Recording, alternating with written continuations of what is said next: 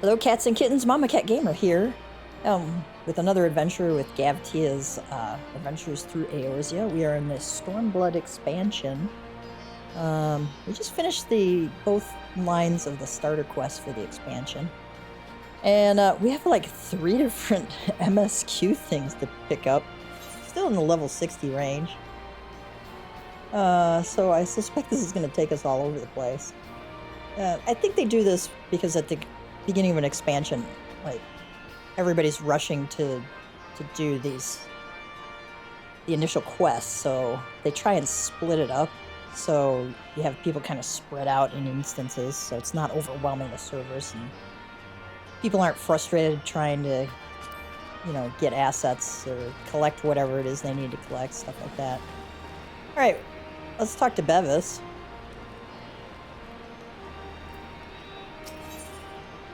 Bevis is certain he has seen you somewhere before. Future Rust, Future Dust is the name of this one. I beg your pardon? The man who bested Gaius Van Balsar wishes to offer me his assistance? I say, this is highly irregular. Though I have heard it said you had a penchant for aiding the common man, in which case, before the occupation I was a humble historian. While my duties leave me scarce time for aught else, I think it important that these momentous events be recorded for the benefit of future generations. Primary sources are indispensable, and I had a mind to question a number of my fellow freedom fighters, ask them their motivations for taking up this cause and so forth. You may take down their statements in this log, and, Gav, thank you for your service, now and ever after. Matters not what the reasons are, only that they are honest and forthright. This is for posterity's sake, after all.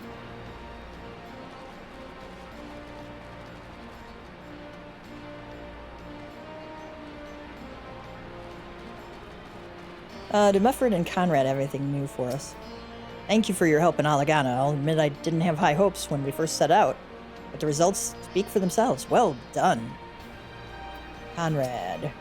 I feared it would take longer to rouse the people to action after the disaster at the wall, but it seems our countrymen are not so easily discouraged. Change is on the horizon, my friends. Let's go collect up these other quests.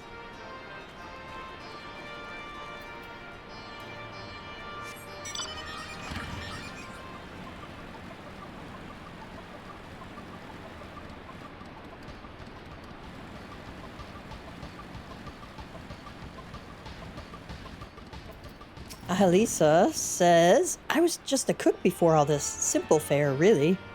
Had a chance to lend a hand and feed some refugees one day. I took a liking to the fighters. They believed, you know, and there's always a need for cooks, or at least people who can work with whatever the foraging parties turn up. Alright, she also has the next quest for us. Ahalisa considers the cook pot with a frown. You want to help, do you? Seeing as how I'm in no position to leave the stew pot unattended, could you go and ask Tebby for a variety of herbs? 6 sprigs or so of whatever he's got on hand should suffice. It's not as haphazard as it may seem. Depending on the recipe, it doesn't really matter what sort you add, so long as you add something. I'll be here when you get back.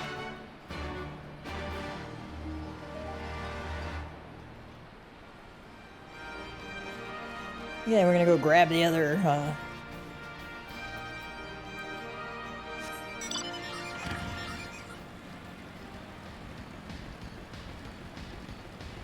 grab the other quest. Probably finish my sentence, right?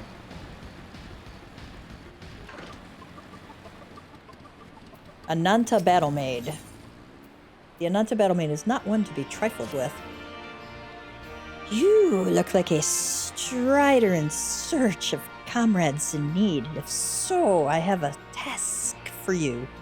I am a trainer, and I was told to expect new recruits this day. Yet nary a one has come. Perhaps they were given the wrong time or location. I do not know. They number 5 in all, these would-be warriors. Send them unto me, should you have a chance to find them.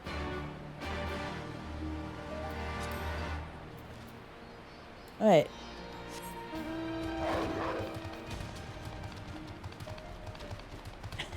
Deafening glare.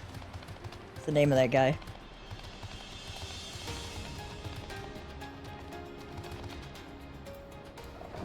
Okay, Aurella has something for us. Why? Why indeed? To save lives, perhaps, or to make amends for the ones I couldn't. My father and my brothers were worked to death while building a castrum. What did it matter to the Garleans, eh? More where that lot came from. After that, I couldn't keep on doing nothing.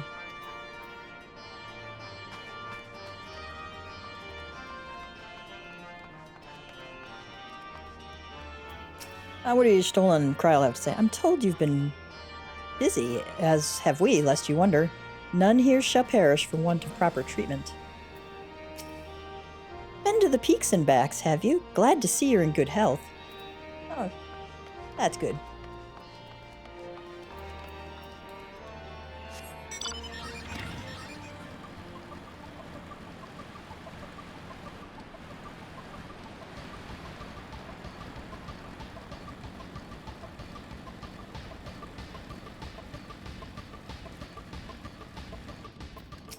Devout recruit.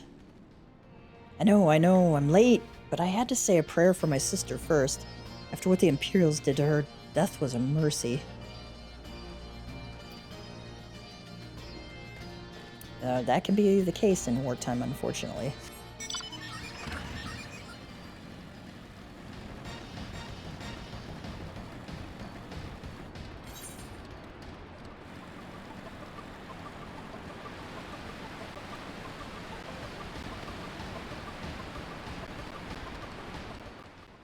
This Hug Hawk? I don't know. Aren't you the Icon Slayer? Damned if I know why you'd bother asking someone like me why I joined the Resistance, but it's simple. If I wasn't fighting for Alamigo, I'd be fighting for the Empire. You're either with them or not, and if you're with them, you may as well make the most of it. Food, training, citizenship if you live long enough.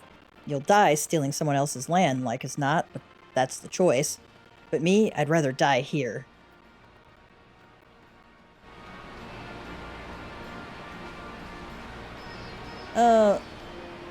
We could swim around, I suppose.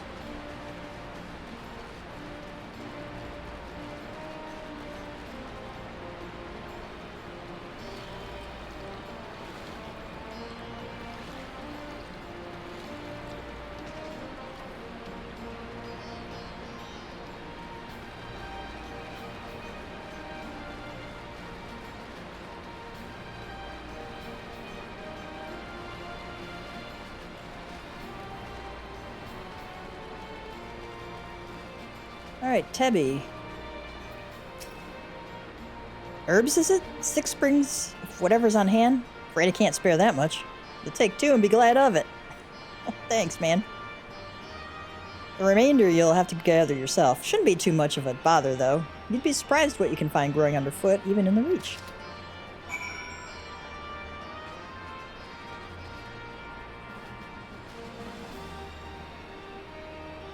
Ye Wayward Brothers. Search for missing recruits. Okay.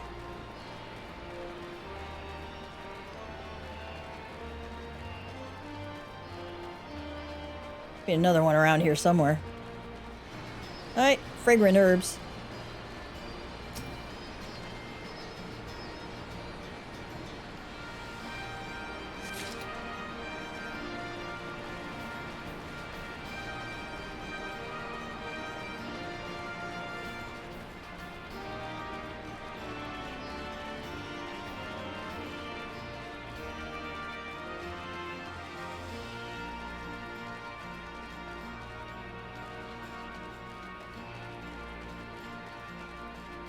I don't know where this other recruit is.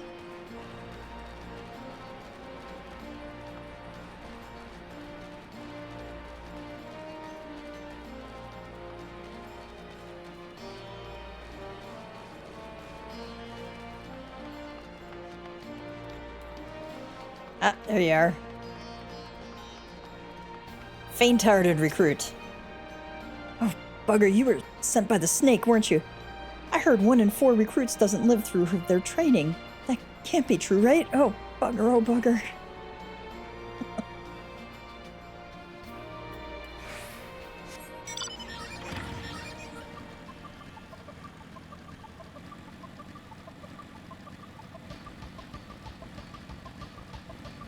drive all the way out here.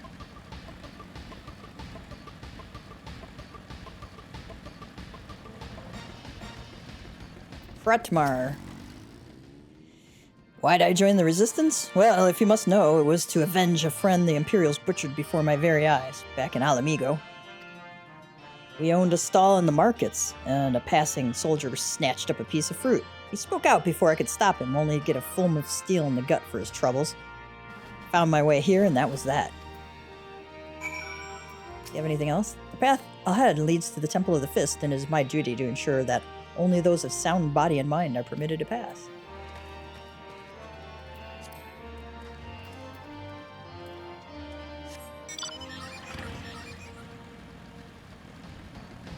Temple of the Fist is like at the very top of that statue of Rauger.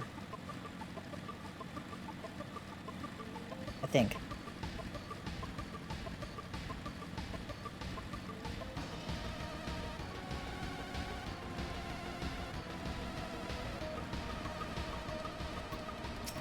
Alright, here's...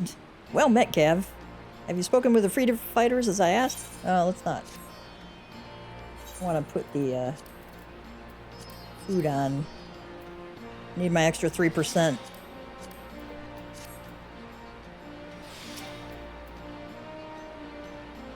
Well met, Cav. Have you spoken with the freedom fighters as I asked? Okay. Well-worn log. Page after page of the log is filled with a flowing script.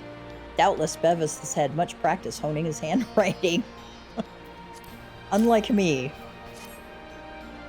I've had a lot of practice with handwriting, but none of it improved it.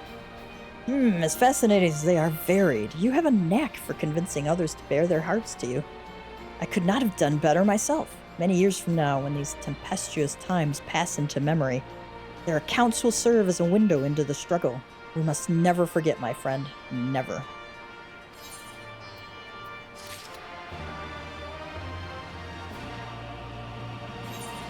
Okay. Ye Wayward Brothers. Got more recruits to find.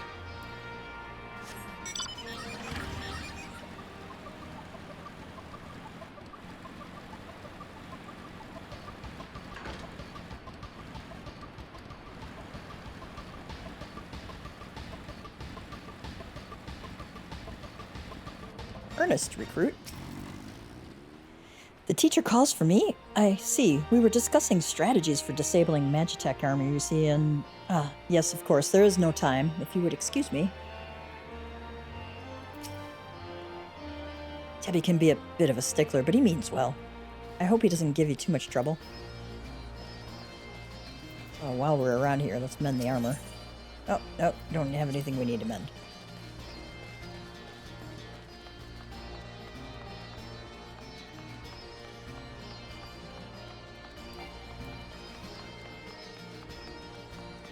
Brooding recruit. 1,000 pardons. So preoccupied was I by the question of whether Alamigo should be a monarchy or a republic that I neglected to attend my training. How silly, I know, and until we drive the Imperials from our lands, the question is moot.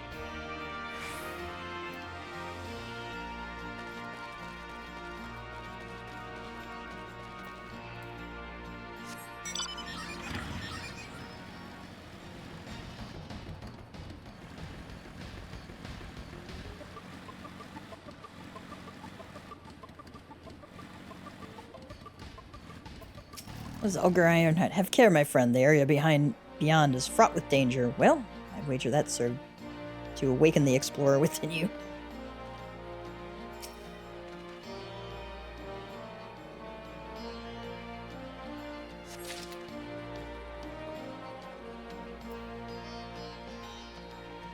Oh, here's our next recruit. Fiery recruit.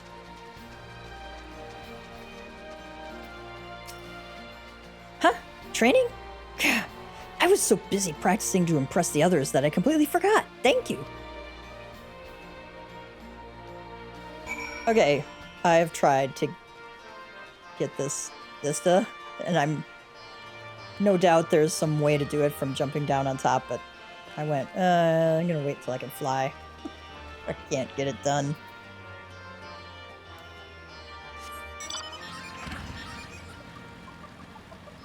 Alright, let's go back to our questing.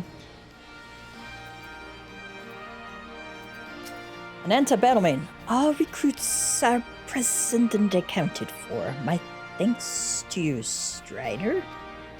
Not all appreciate the rigor with which I train my recruits. Some favor a gentler approach, as if the Imperials will be so kind.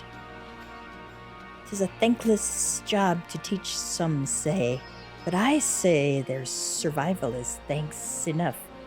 Fare you well. Some more fragrant herbs here. Ah, there they are.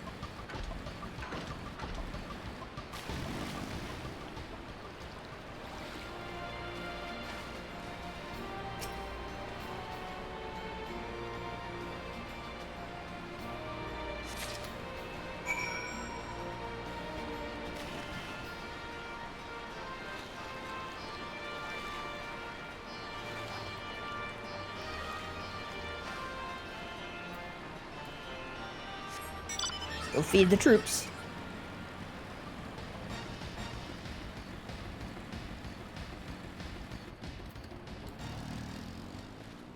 Ahalisa says, there you are. Got those herbs I asked for?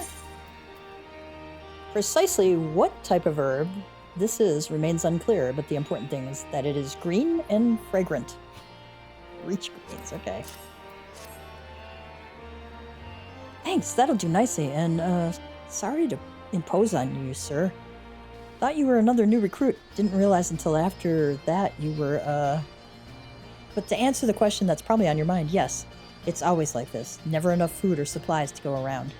All the more reason to be grateful when our countrymen can spare some for the cause. Though that comes at a cost, too. Too many villages, too many children more deserving than us. But a man can't fight on an empty stomach, can he? So we partake as we must, and we never lose sight of the dream. Token of faith.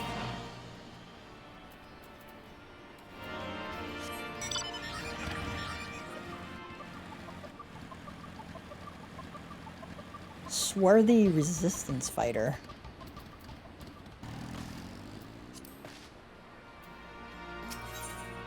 The swarthy resistance fighter is at wit's end.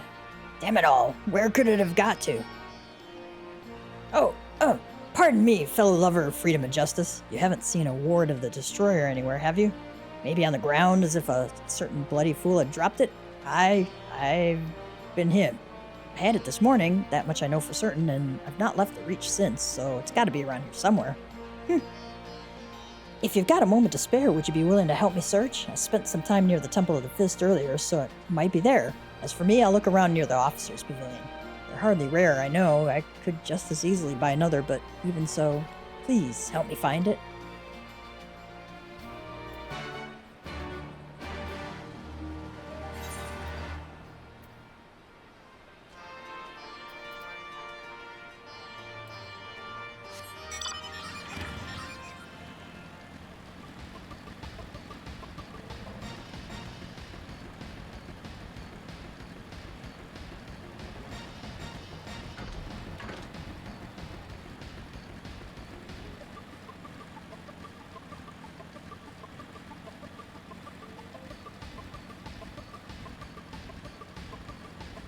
It's confusing back here.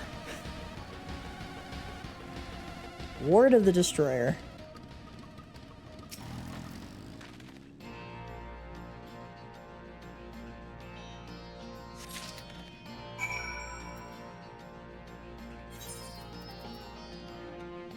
A paper ward inscribed with a prayer to the patron deity of Alamigo, Router.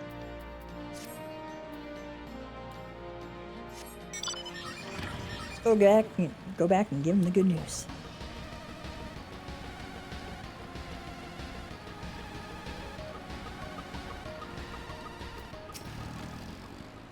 I swear I've searched high and low, but it just won't turn up. That's because we got it in our hot little hands there. Hot little paws if you're a cat boy. Seven hells, that's the one. That's my lucky ward. You're a godsend, brother. Before I was born, my mother made a pilgrimage to the Temple of the Fist, where she, like many others, received the blessings of the monks. And then Theodoric came and burned it all to the ground, the mad bastard. And after him came the Garleans, who cared even less for our beliefs. But I still keep to the old ways, as do many others, and when my son is born, I'll teach him the stories in the scripture, as my mother taught me.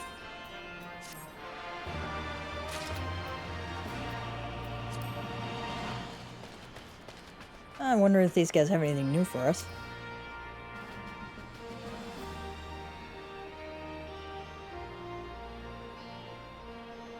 Minago says, more men means we need more arms and armor, but we'll find a way. We've come this far, haven't we? Conrad says, I feared it would take longer to rouse the people to action after the disaster at the wall, but it seems our countrymen are not so easily discouraged. Change is on the horizon, my friend. Thank you for your help in Alagano. I'll admit that I didn't have high hopes when we first set out, but the results speak for themselves. Well done. Okay, well, that's nothing new, but here's Alfino. Alfino has been making himself useful to the Resistance.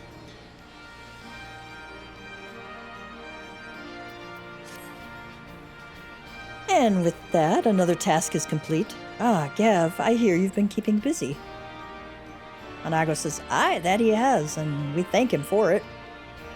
Conrad says, it pleases me to inform you that our new recruits have completed their initial training and stand ready to contribute. As discussed, Minago, I would have you present my proposal for an assault on Castellum Villodina to General Aldin personally.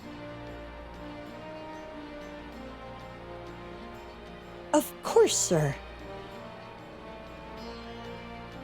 Are you and yours planning to return to Castamorians before the operation? If so, why don't we travel together? Alfino says, that seems a fine suggestion, but I must consult my comrades ere we depart. Nago says, very well, I will wait for you at the pass, but not too long. Alfino says, I expect Kryl and Y'shtola will wish to remain here to support the Chirurgeons. But nonetheless, we should go and ask them.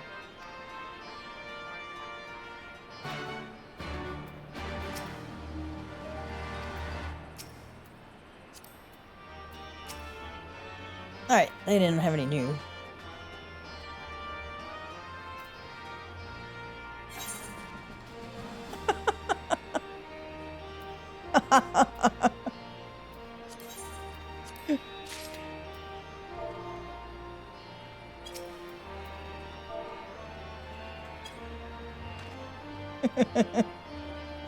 Somebody gave me a fish.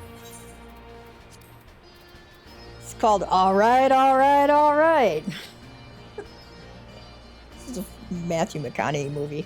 Cautionary tales passed down among the Pelu Pelu suggest that upon learning of the creature's status as an apex predator, an itinerant Eorzean naturalist issued the confusing statement that it certainly has the milquetoast countenance of a champion, and began muttering a slew of potential appellations.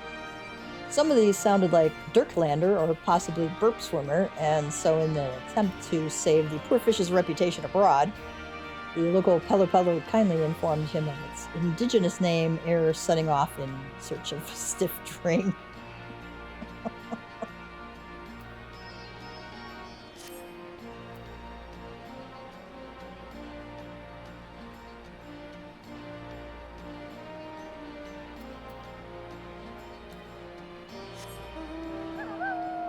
That's hilarious. I'm going to take the Ethernet over.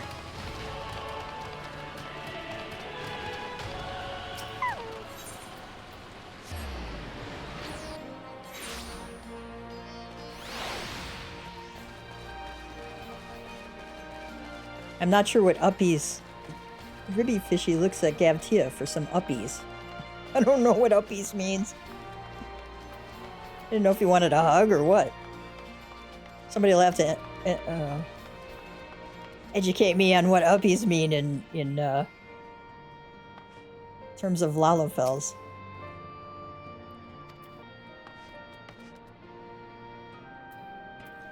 Y'shtola.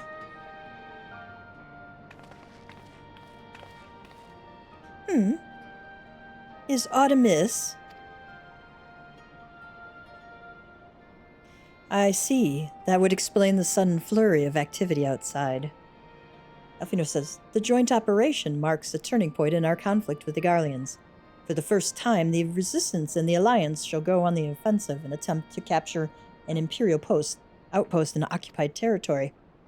Personally, I believe it is imperative that we offer them our full support. As was the case with Ishgard, however, this is not a choice to be made lightly, nor less on others' behalves. This is war, and every scion must decide what part he or she would play. He says, I'll fight for Alamigo, for my father, for Ida. I'm in it to the end. Elise says, the choice was made for us ere we were born, brother, when the Empire marched on Eorzea. They will stop at nothing to subjugate or slaughter us all. Van Belsar and Van Darnus were but the first to try. Elfino says, though your fervor is unsurprising, I cannot dispute your logic. At the risk of repeating myself, I am, of course, of the same mind. The present situation is untenable and further complicated by the existence of Ilbird's primal. I believe we have no recourse but to directly and openly intervene. Y'shtola says, I thought this a foregone conclusion given our actions thus far, but if you require renewed affirmation, then yes, I am still wholly committed to this cause. For it is ultimately the self-same cause I have served since first I pledged to serve Master Louisoix in the Circle of Knowing. The salvation of Eorzea by any means necessary. That said, I shall refrain from taking the field on this occasion. There are many here who require further treatment, and doubtless more to come after. Krile says, I came here from Infilia, and that hasn't changed. However, I'd like to stay with Y'shtola for now and tend to the wounded. Elfino says, as for you, Gav, you are, to quote our dear friend Lord Edmont, the man who slew Gaius Van Belsar and some half-dozen primals besides. Your presence may well prove the difference between victory and defeat. Many look to you as a hero and heap great expectations upon your shoulders, but you, like every scion, must decide for yourself. We can say, I'll fight, the Empire poses too great a threat. We can but carry on for those we have lost, for those we can yet save. That's very evocative. As long as there's a battle to be fought, I'll be there. And to be frank, Alfie, this isn't my fight, but I will do what I must. I don't want to say that one. That just doesn't sound like Gav. We can but carry on for those we have lost, for those we can yet save.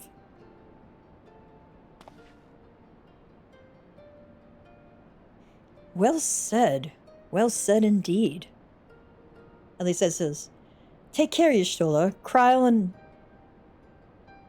Alright, let me start that again. Take care, Y'shtola, Krile, and do not hesitate to contact us should you require assistance. Lise, I would ask that you remain here by Conrad's side. We should go, or Managa will leave without us.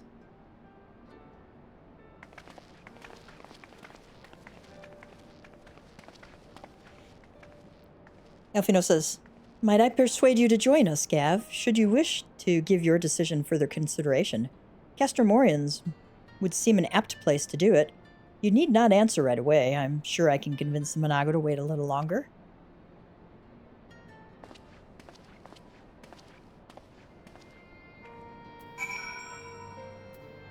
Do they have anything new to say? We'll have our work cut out for us after the operation, I fear.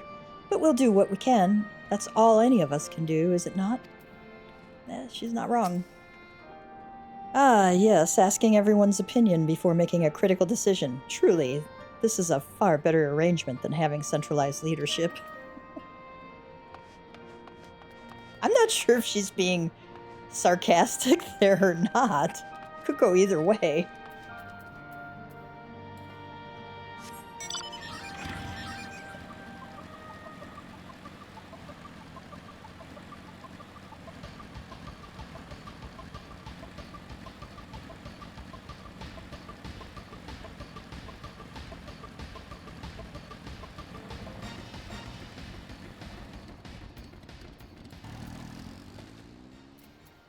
Manago says, best make sure you've got everything you need. You might not be coming back for a while.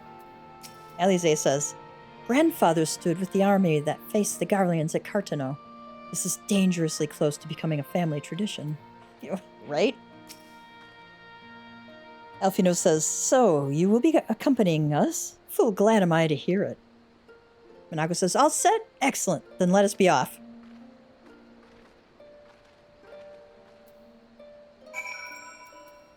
Well, we're gonna quick travel over to Castor Moorhens.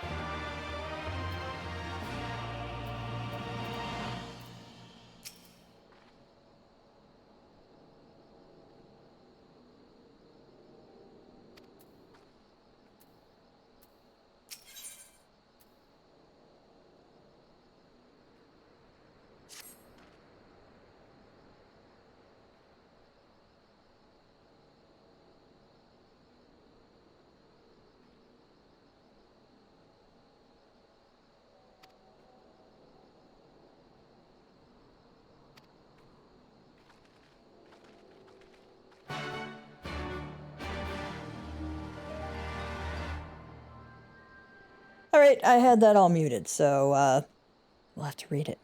I hate it when I have my mic muted.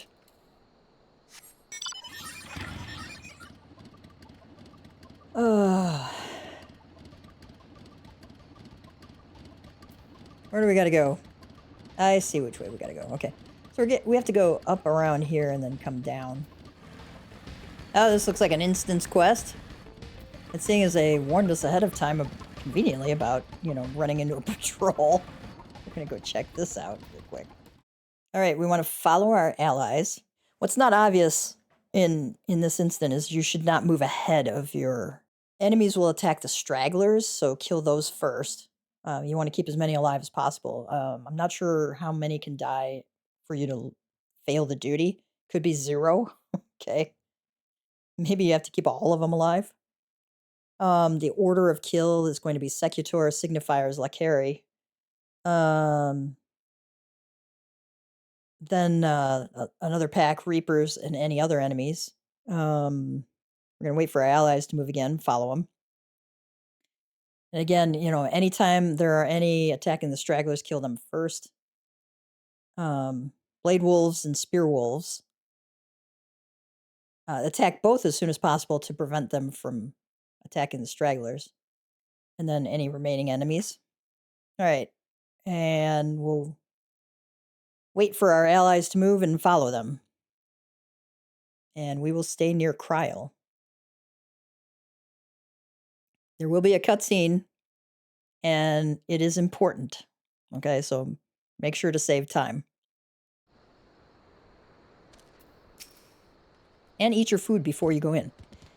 Elfino says, even should they be unaware of our plans, I would be surprised if their western defenses were not heavily fortified, given the presence of allied forces at the wall.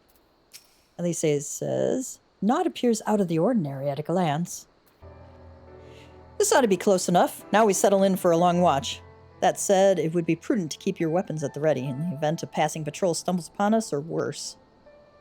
Upon reconnoitering Castellum Volodina, several cutscenes will play in sequence. It is recommended that you set aside sufficient time to view these scenes in their entirety.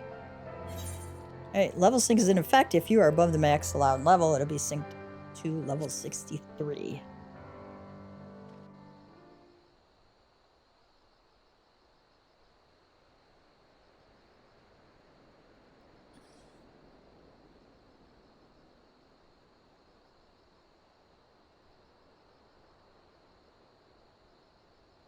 Excellent. The disposition of the Imperial forces is exactly as expected. I will notify Father.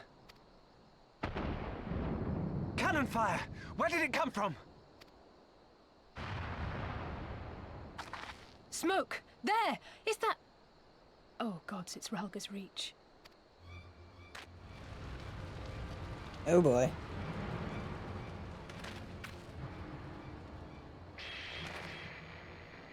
It's no use. I think someone's jamming our communications. You don't think... Could this be part of a coordinated attack? Too early to draw conclusions. We must abort the assault and return to the Reach at once.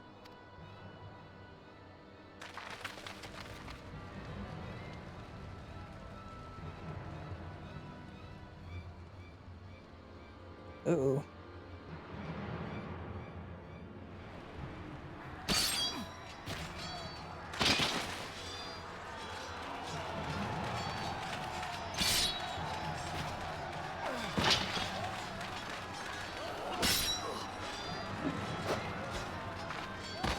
Forward! Forward! Give them no quarter!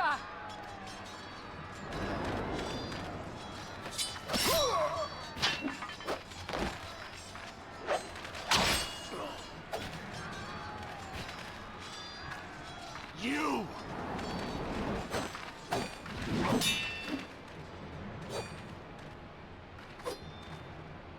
Traitor! Kinslayer! You're no kin of mine!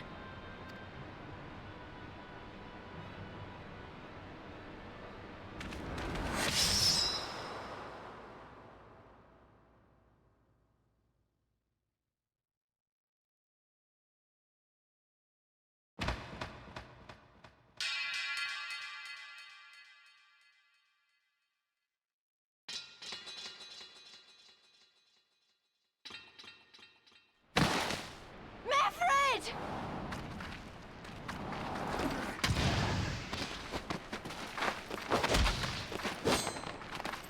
Hell take you!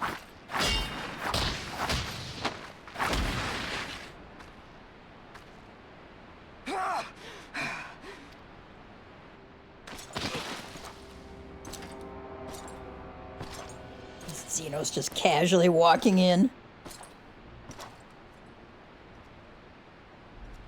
Well, well. Stand aside, Pilus. This one has promise. Have a care, my lord. She's not like the others. Do not disappoint me, girl, or I will kill you.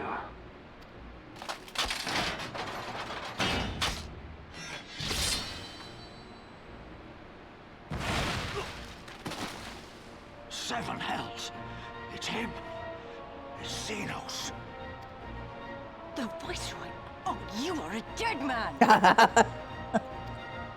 Ah!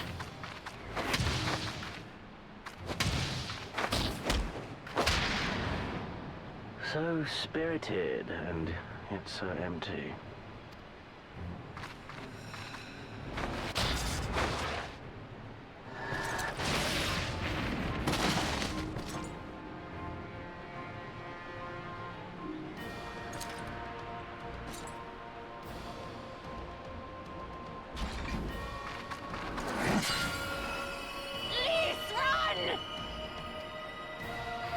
Ah, a magical barrier. Alas, it will not save you.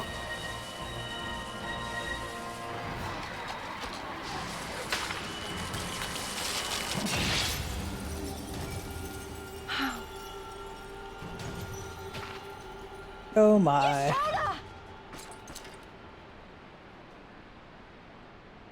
Hold the line, Byrolga! Hold the line!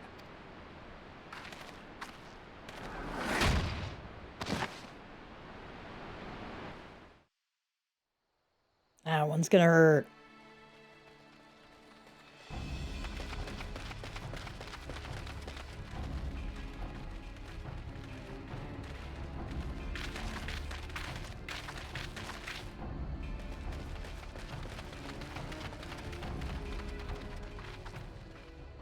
Cryle!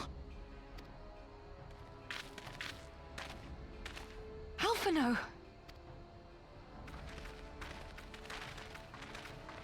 We saw the smoke and thought we heard explosions. Are we under attack? The Imperials were all over us before we realized what was happening.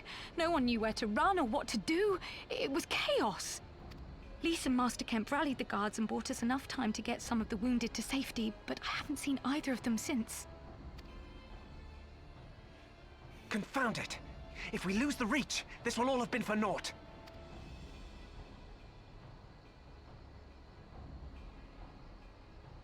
Arenvold, can you escort these people to the wall?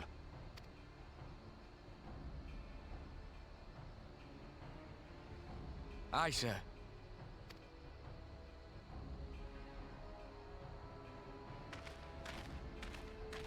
Our place is at the Reach.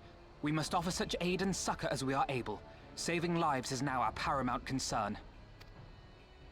If we can hold back the Imperials until Father sends reinforcements, we may yet turn the tide.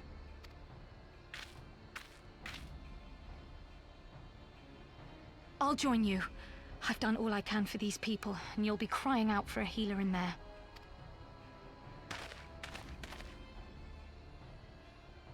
I fear you're right. Come, there is no time to lose.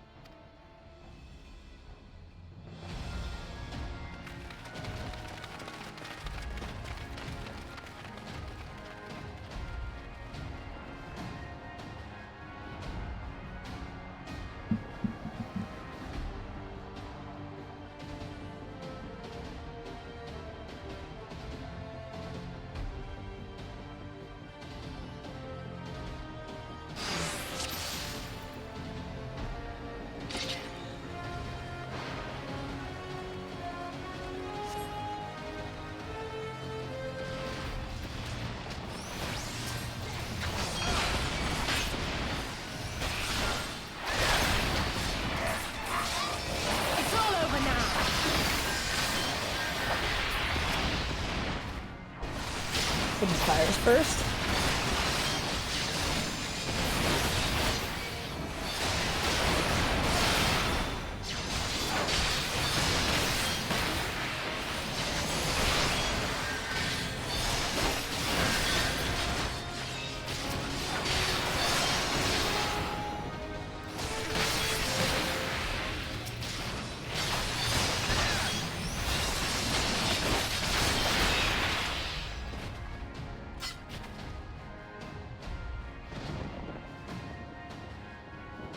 The Imperials came from nowhere, started cutting people down left and right. Reinforcements are on the way. Spread the word. We should keep moving.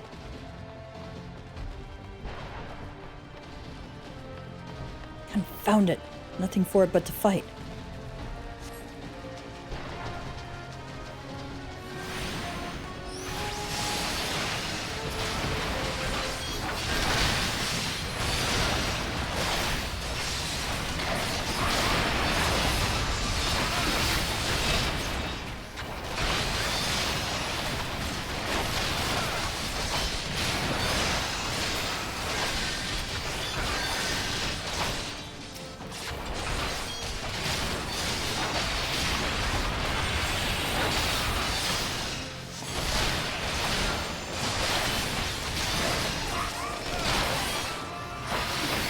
think I forgot I needed to do the Reaper first.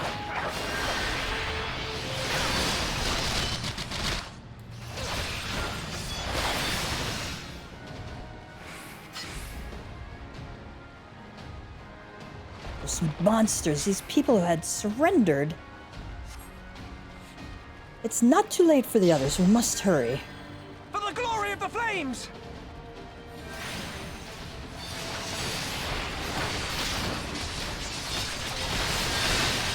Oh, we wanted to do the boat. The wolves.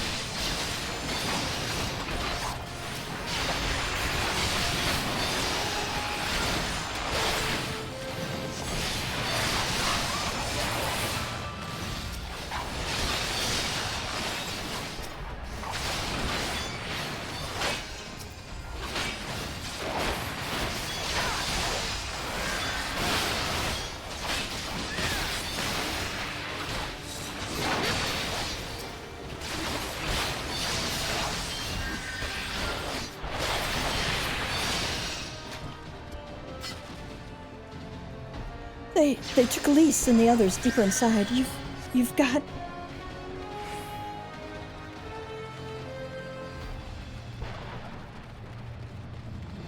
Well, let's follow him.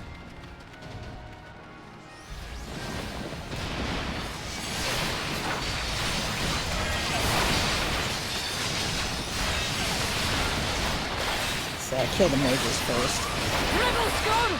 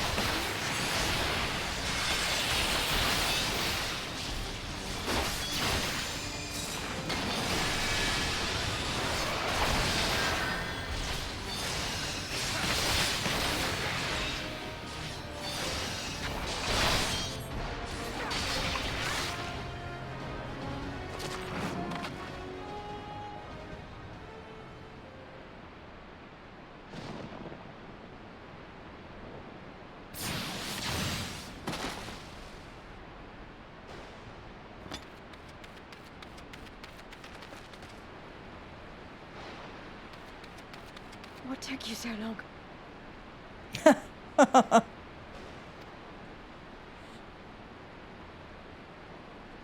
Alpha, no, I need your help.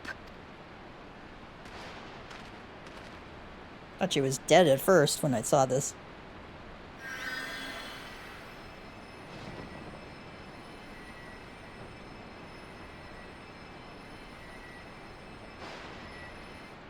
My lord, the prisoners! See to your men, Pylus.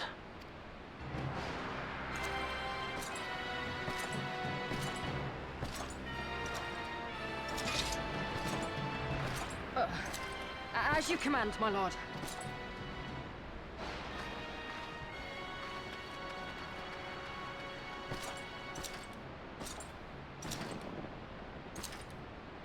Your friends were a disappointment. But you will entertain me, will you not?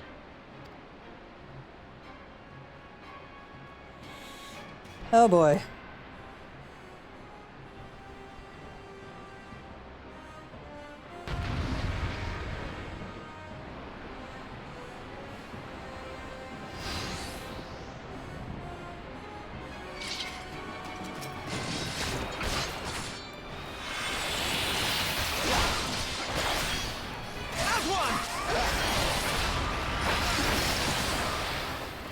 I have no need for this rabble. Be gone!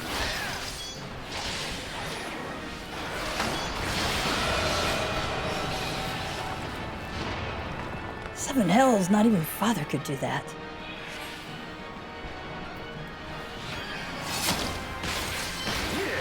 Give me something to remember.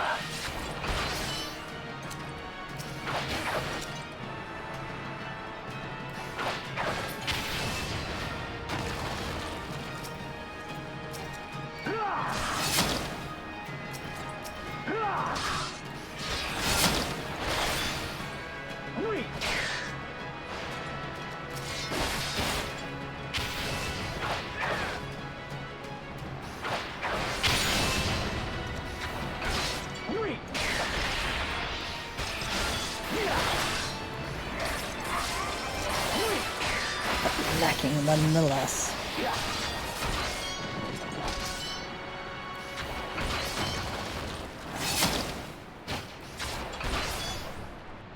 Oh, I gotta get out of that.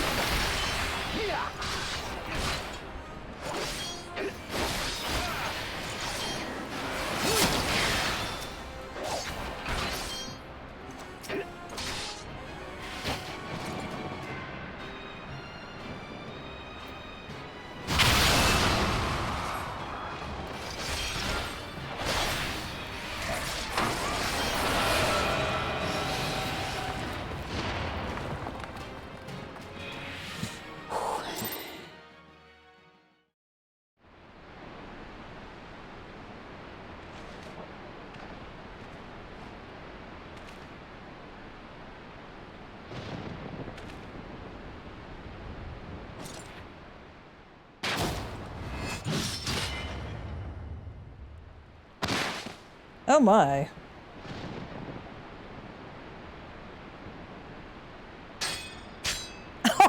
Oh!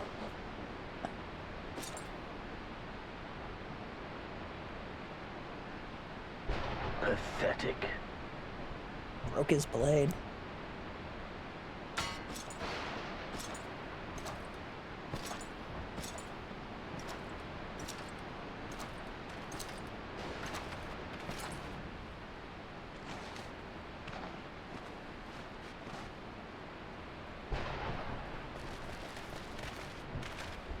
Seven hells.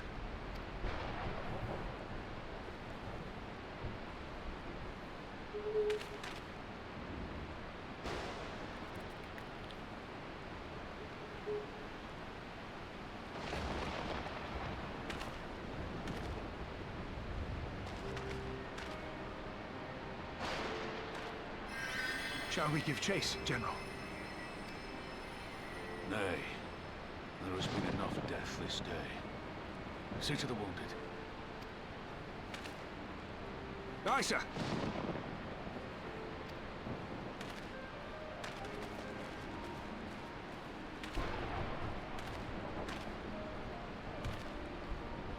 You all right, lad?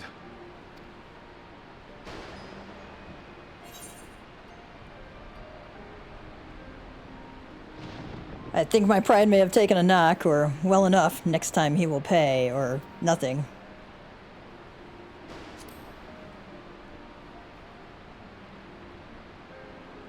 Tis no ordinary folk who best the likes of you.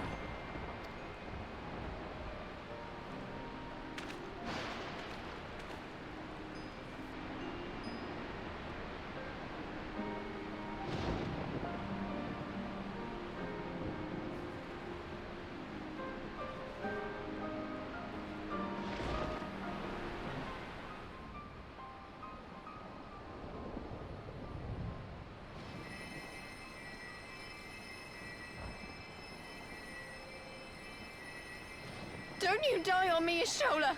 Hold on! Don't worry, it's going to be all right. Alphino, Master Kemp is all yours. Understood.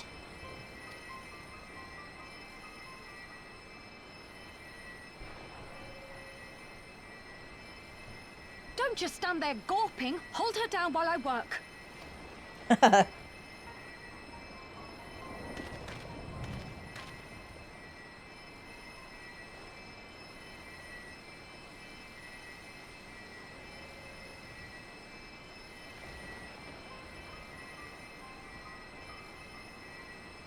I don't think she's going anywhere, though.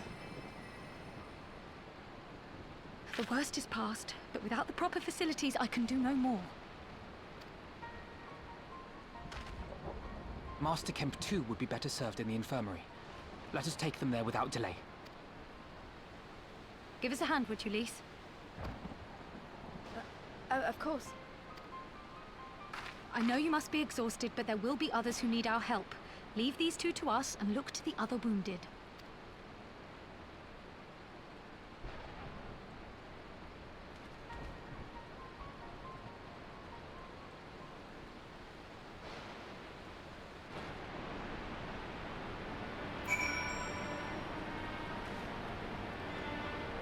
Oh, that music.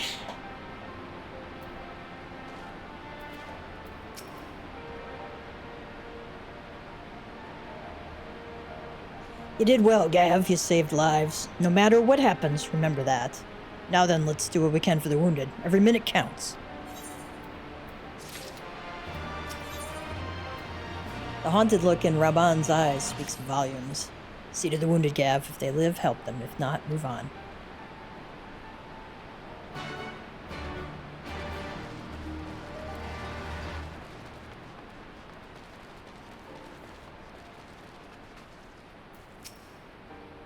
Bastards pay no heed to whether or not the men they slaughtered were armed. Some of the settlers. Damn it all.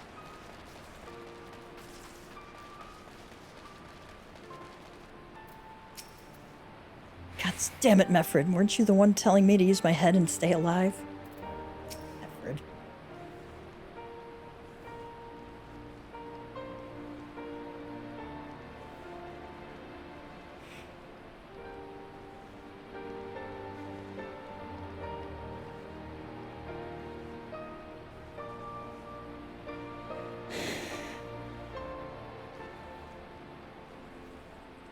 Meffred lies motionless, having breathed his last.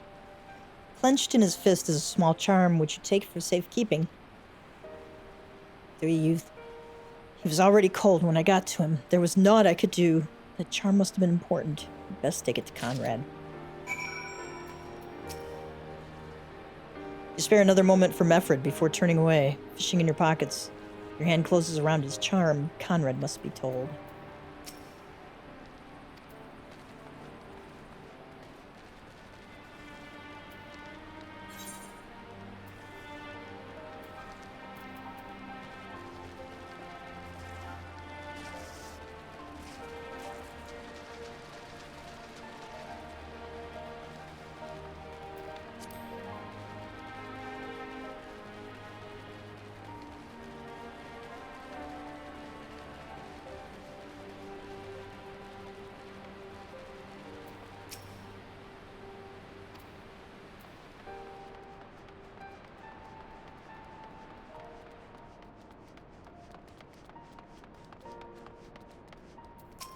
Y'shtola doesn't have anything to say. Kryl. You're worried about Y'shtola, aren't you? Oh, it's too early to make any kind of prognosis, but she's alive for now. At least, if it wasn't for her, it'd be me lying there. I wish it was. Pippin. It makes no sense. He brushed us aside as if we were nothing. Damn it, Alice, this is serious. You need rest. You seem ready to burst into tears. I'd fetch you a handkerchief, but... Nako? Meffred? Where are you? Meffred's charm, a small wooden charm Meffred clenched in his fist as he breathed his last.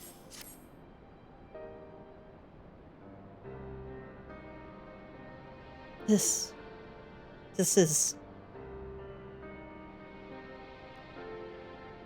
He's dead, isn't he?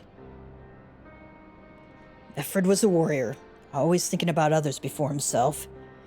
He once had an Imperial patrol chase him nigh on 20 miles so that his wounded would have time to escape.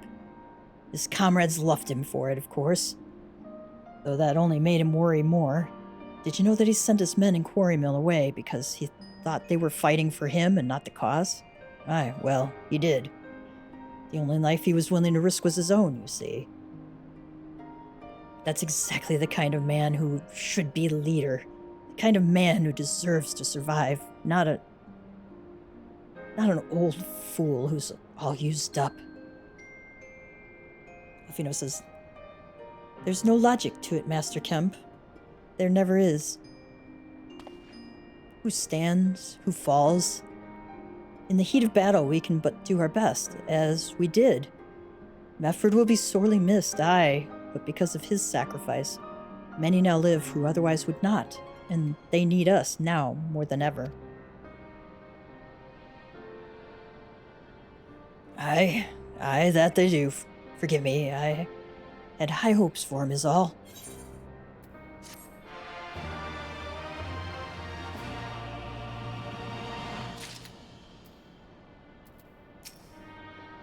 I'll recover. My injuries aren't serious, though that was clearly by choice. And not happenstance. They meant to take me alive. Do they have anything else to say? Master Kemp seems quite stricken. Elise says, what can you do at a time like this other than curse the gods and your own powerlessness? Okay, they didn't. Pippin, Rauger's Reach is no longer safe, as Pippin well knows. Our defeat was no near thing. It was total. A humiliation. We were powerless to withstand our enemy's assault. But we cannot afford to dwell on our failure. As Elfino says, it is those who survived whom we must think of now. Rauger's Reach is no longer safe. The Imperials may have withdrawn, but they could return at any time to finish what they began. We dare not remain here. Those who are not fit to make the journey to Castromorians will need to be taken by chocobo carriage. Agreed? Good. I shall oversee preparations for the carriages. In the meantime, I would have you scour the infirmary for any supplies that might prove useful during the journey.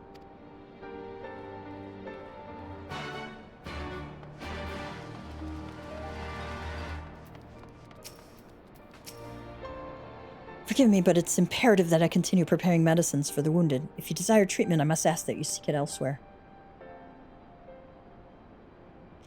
Oh, I see. In that case, you are free to search the barber and take that which you require. We would not have our people dying en route. I would assist you, but this process demands my undivided attention.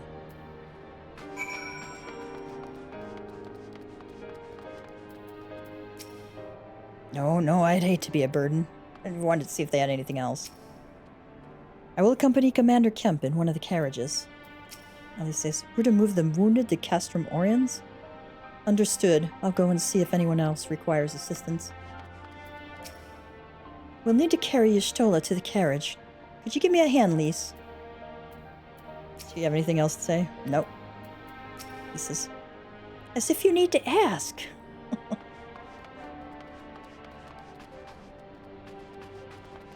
Alright, medical supplies. Just hoping he's in a better place.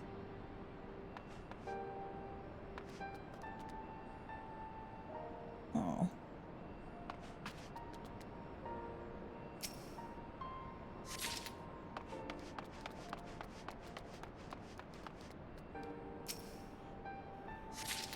Somebody back here? Ah. You can actually pick up a quest there, okay.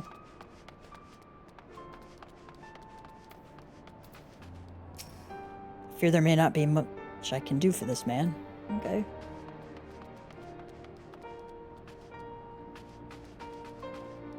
I've been this tonic so many times, an ale would work better to numb the patient's aches. Alright.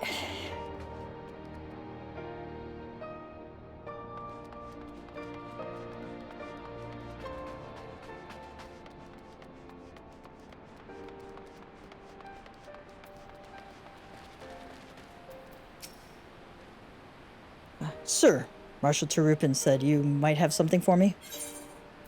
Medical supplies, an assortment of potions and potables that may prove invaluable in keeping the wounded alive on the journey back to Castromorians. 12 be praised. This should put the driver's hearts at ease. Tell the Vice Marshal we await his orders.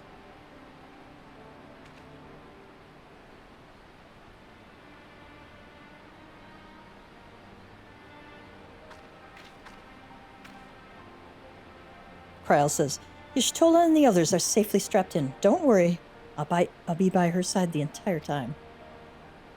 Elfino says, thank you, Kryl. He says, I'll walk alongside. They'll need protection in case the Garleans try anything. Hang on, you're injured too, aren't you? Shouldn't you be in one of the carriages?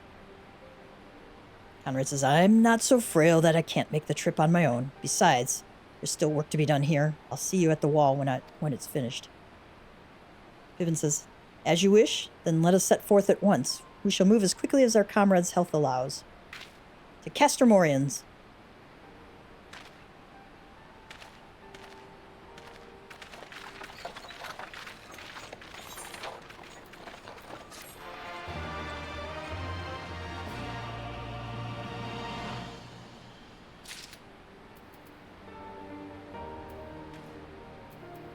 Elise says, let us pray they arrive safely.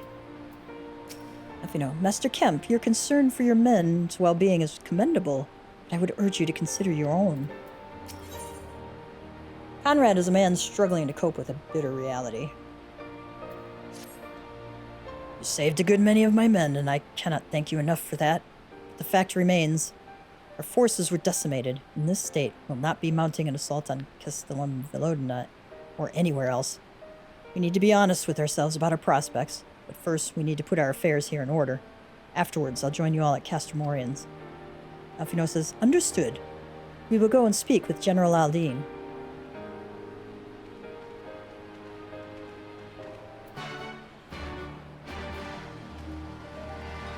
Alright, we gotta speak with Rauban.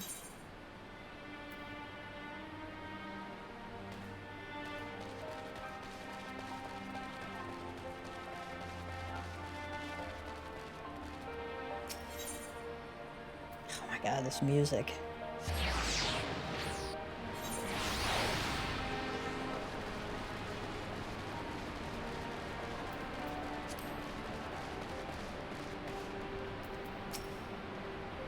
For more than a decade, the Resistance has resided here, hidden from the eyes of the Empire, and just when we set our sights on Velodina, they strike. Do you not find that passing strange? Elise says, I can see the Reach means a lot to these people, but it would be suicide to stay. Rauban says, Pippin has already departed with the wounded, has he? Good. We have completed our search of the Reach in the surrounding area. As far as we can tell, Xenos and his men returned straightaways to Specula Imperatoris after quitting this place. It would seem he's lost interest in us. Alphino says, which brings us to the most troubling question of all. Not how he found us, but why he chose to spare our lives, having done so. Rauban says, in war, you kill or capture your enemy. You don't leave him to fight another day. Only a fool would turn his back and walk away, but Xenos is no fool. Whatever his motive, this is neither the time nor the place to think on it. I will leave a token force to watch over the Reach. The rest will fall back to Castromorians. We can discuss our path forward there.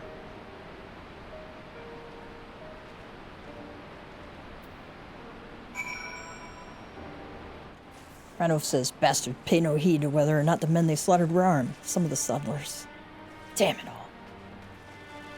Elisa says, what's done is done, the dead are dead. All I can do is feed the living and pray it helps them to grow stronger. Lamon says, I suppose the wise course of action would be to pack up what little I've got left and leave, but I've never been all that clever. It may take an eternity to rebuild what I've lost, but I will. Germaine, my father, he didn't make it. They killed him. Those thrice-damned Imperials killed him.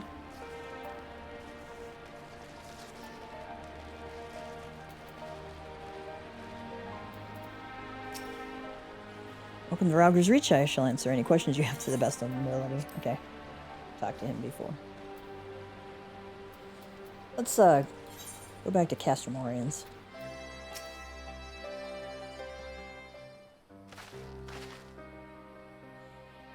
Lise says, Kryl is with Y'shtola. She still hasn't woken up, but Kryl says she's through the worst.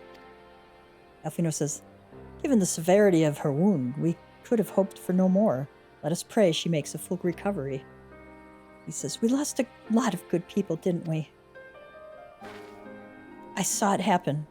When that Skulls commander cut down Mefrid, a single blow, and that was it.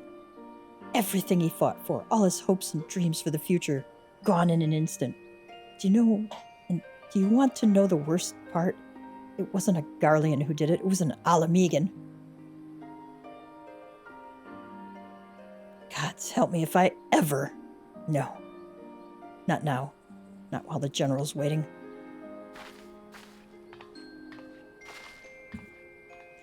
Oh, Lise, says Elise.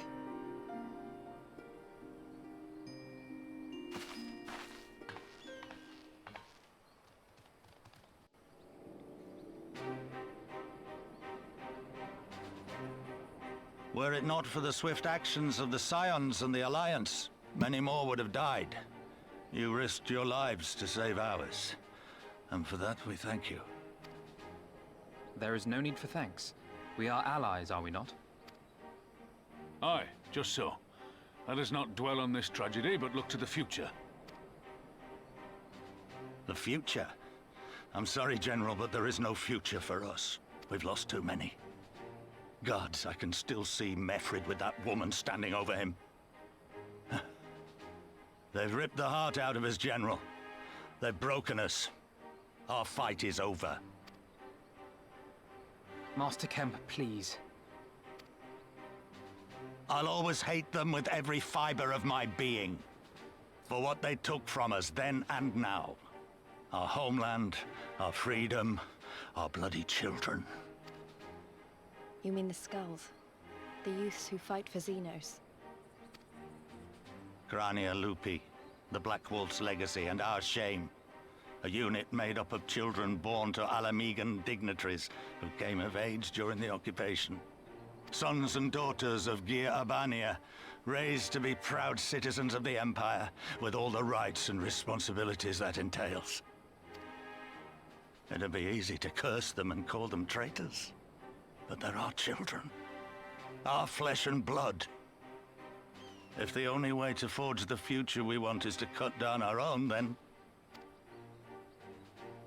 Then what was it all for? Nargo, what will you say to the families of the fallen? To the mothers, and the widows, and the orphans? Will you tell them it was all for nothing? Listen to the girl. We dare not suffer our comrades' sacrifices to have been in vain. Now is the time to steel our resolve and press on, painful though it may be. And when Xenos comes back with his army, what then? This isn't the first time, you know. You'll be hard-pressed to find men brave or stupid enough to face him again. I still can't believe how strong he was. He humiliated us back there. The Warrior of Light included. Gods help us if he's next in line to the Garlean throne. Loath though I am to say it, we should not be surprised. Before succeeding Van Baelsar in Alamigo, Xenos led the Imperial army to Doma, where he crushed the rebellion utterly. As a matter of fact, Doma remains in his charge to this day. Suffice it to say, Varus's heir is a peerless warrior and an accomplished general. The question is, how are we to contend with such a foe?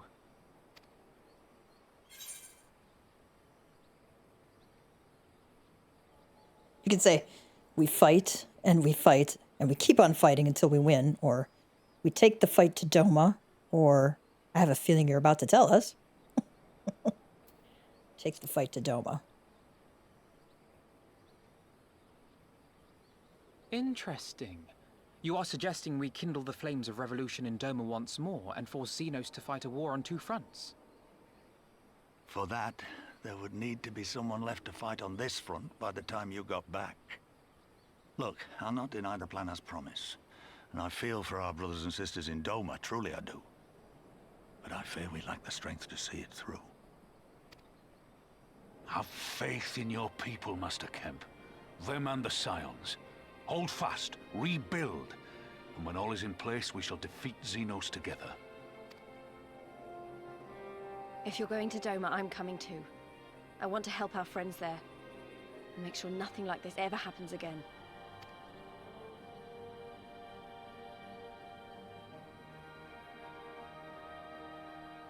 Give us the time we need, and we will give you something far greater. Very well.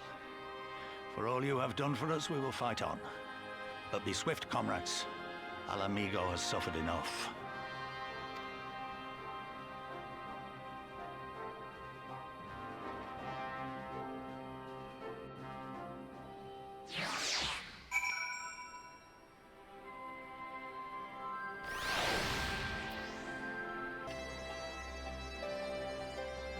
I've called upon Stilglade.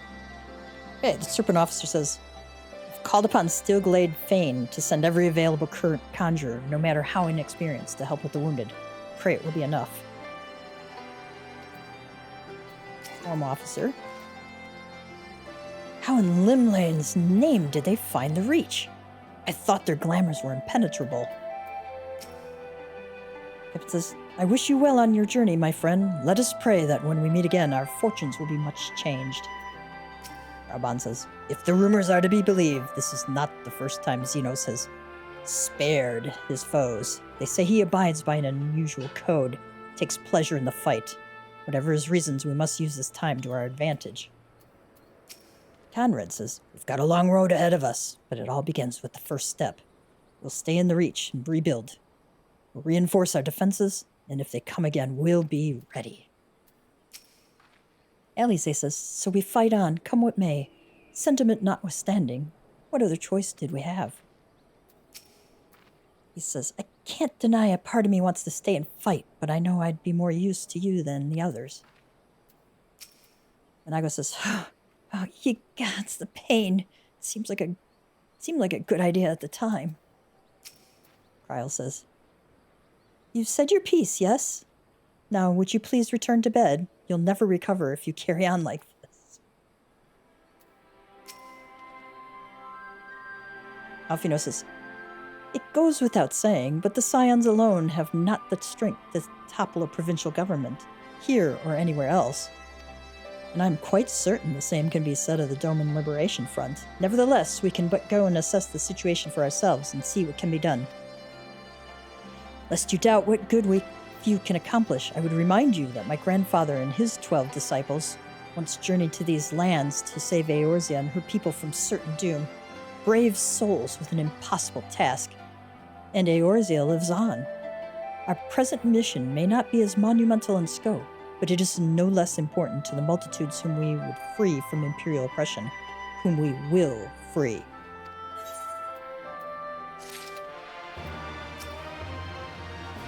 That which is beyond one alone may yet be within reach of the many. Oh, okay. Do you have anything new to say? Nope. Okay. Alize is contemplating the logistics of a journey to the Far East.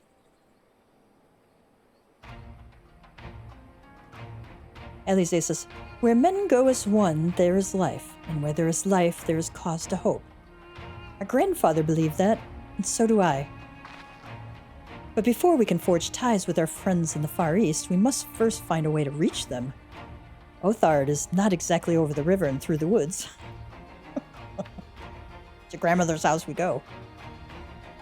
Alphino says, I am one step ahead of you, dear sister, or rather Tataru is, but before we discuss that, there is another issue I wish to address. Much as I would like it if we could all make this journey together, someone will need to remain to serve as liaison to the Alliance and the Resistance during this critical period. Moreover, as Y'shtola can't be left unattended, Kryl says, then I should obviously remain? Very well, issue addressed. You know, Alphino, it would have been quicker just to ask, and markedly less patronizing. Yes, I suppose that... Would you be willing to look after Y'shtola and provide support to Arenvald and the others? Yes, Alphino, I would. You see, that wasn't so hard, was it? Enjoy your trip, and don't you dare return with a gift. Alphino says, oh, I would not dream of it. Right then, sister. Gav, Lise, gather your things. We are Flimza Lominza.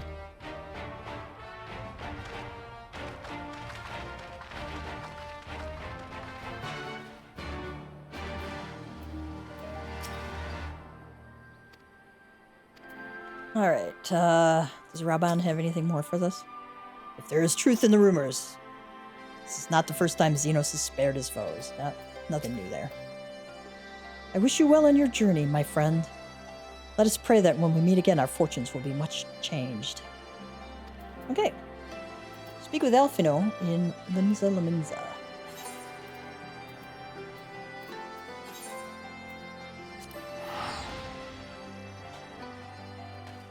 Oh, I just saw that. The hidden truth. Okay, yeah, I knew there would be a need for current thing. Certain Marshal Brookstone is in need of a soldier. Let's finish this up. Gavtia and the Maelstrom? A moment, if you would. The Alliance has seen fit to charge the Twin Adder with overseeing the occupation of Castamorium for the interim. As an adventurer, I realize it is your wont to attend to matters both great and small in all corners of the realm. though it should go without saying that you must also uphold your obligations to the Maelstrom and the Eorzean Alliance.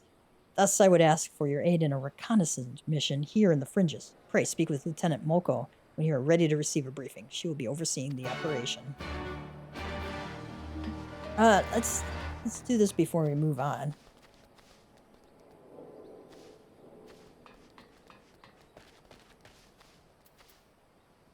Talamoko.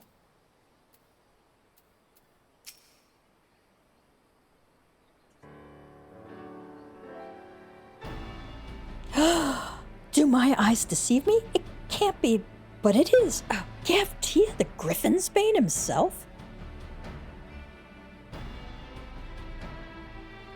Yes, the great hero who defeated the Griffin atop Belsar's wall, bringing his plans of conquest to a shuddering halt.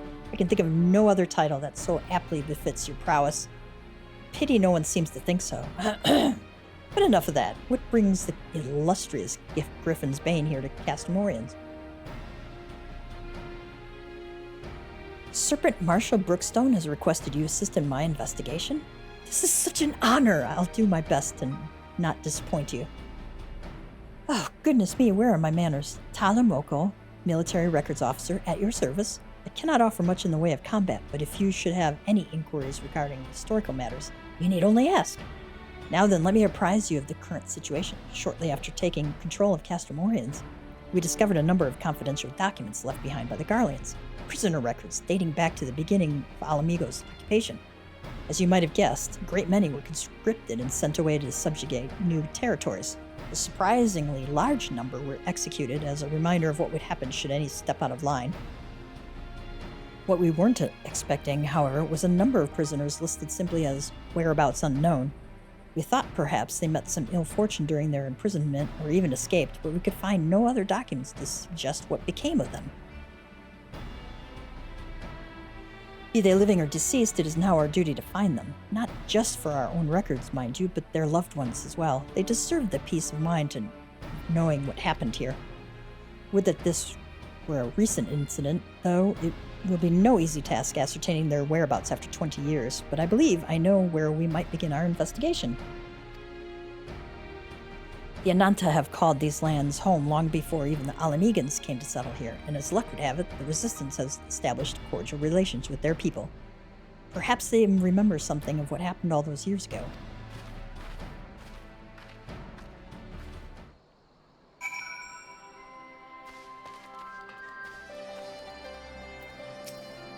I certainly hope the Ananta remembered something of use. Alamegan prisoners captured 20 years ago? Yes, I remember. When the Garleans gained their foothold here, they interned any and everyone. Striders, Ananta, it mattered not. Most were forced to serve in the Garlean military, dispatched to other lands from which they would never to return.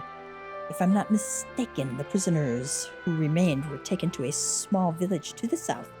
I cannot say what transpired there, but the settlement was heavily guarded. I fear the worst for them.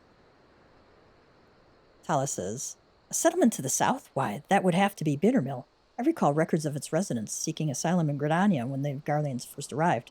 The place was all but razed to the ground. Let's begin our search there. Perhaps something of value will remain in the rubble.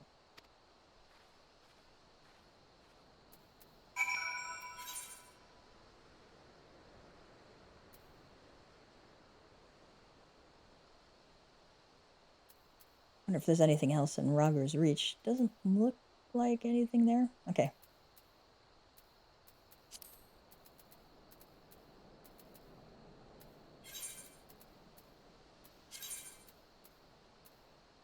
Let's drive on down there. Startled soldier. This place was supposed to be deserted. Tala. What are Garleans doing here? They cannot be allowed to leave. Get them.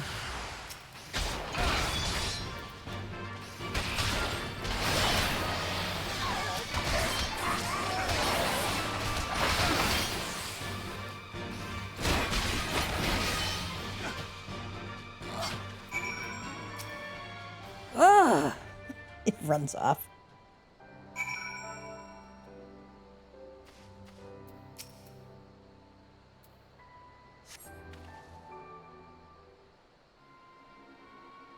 goodness, that's smarts.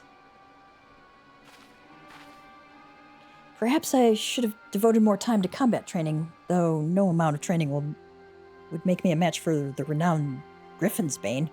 That was a magnificent display. Garlean soldiers were certainly the last thing I expected to find in these abandoned and otherwise forgotten buildings. I managed to catch them unawares, but I'm quite certain this investigation would have ended poorly had you not arrived. Still, I find this quite curious. By all rights, the Garleans should be too busy contending with the Resistance to waste time in a place like this. What were they doing here? I'm afraid our search for answers has only raised more questions. If we are to make sense of any of this, we must search this place from top to bottom after my heart returns to my chest. It's just going to do some deep breathing.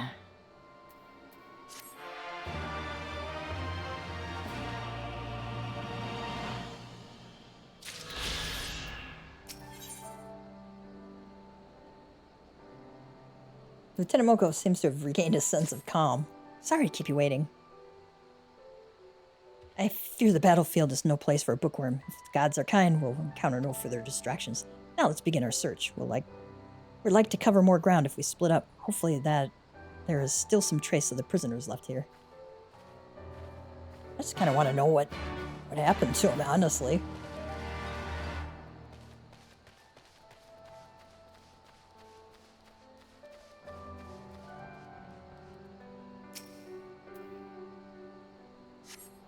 Cloying stench of rotting debris fills your nostrils. You're unable to discern where the odor is coming from.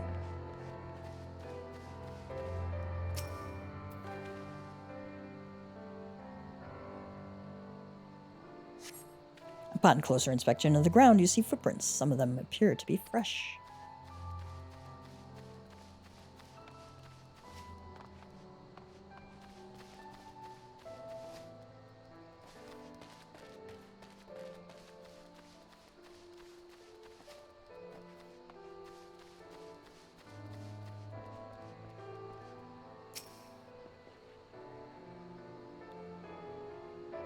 Deserted house. This house is much too clean to have been abandoned for 20 years. Yep.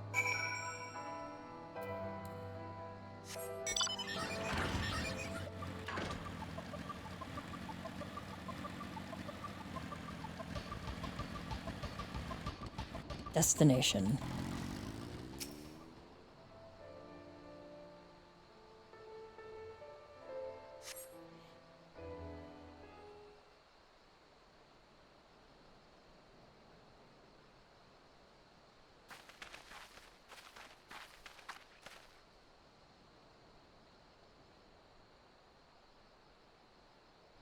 Gav, thank goodness.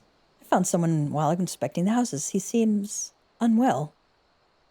Frantic fellow. Unwell? Unwell? No, definitely not. Certainly not.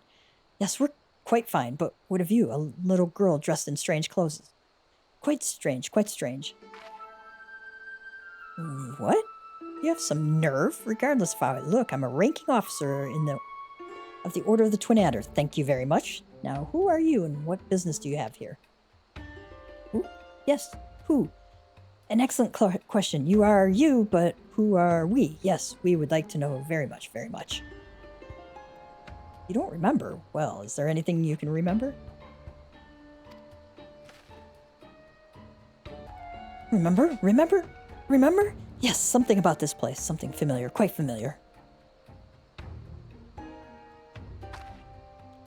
Gav, this is only a hunch, mind you, but I suspect he is not from this place. Considering he's Elizan, he's likely a Gridanian escaped from the Garleans. Or perhaps, could he be one of the missing prisoners? It would certainly explain the Garlean soldiers from before. We need to take him back for questioning. Excuse me, sir, but would you be willing to come back with us? At the very least, it would be more comfortable than these dilapidated houses, and we might be able to help you recover your memory. Memories, sweet memories, yes. We would like them very much, very much. All right then, let's return to Castamorians. My browbeating commander will likely wish to meet you. I suppose it can't be helped.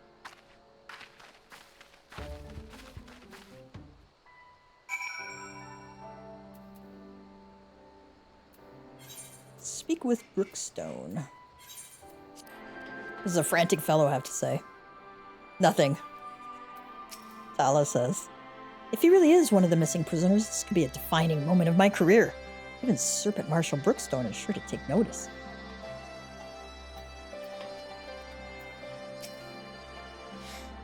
Possibly one of the missing prisoners, you say? I expect such wild claims from Lieutenant Miqo'te, but if you would corroborate her report, perhaps this warrants investigation. Till further notice, he shall stay under the protection of the Eorzean Alliance. Sir, with all due respect, you cannot just... Lieutenant Miqo'te, get this man a hot meal and a warm bed. When he's had a bit of rest, see what he knows of Bittermill and the Garleans. It should not be long before we reach a resolution to all this. You're free to wait here until she finishes questioning our new detainee.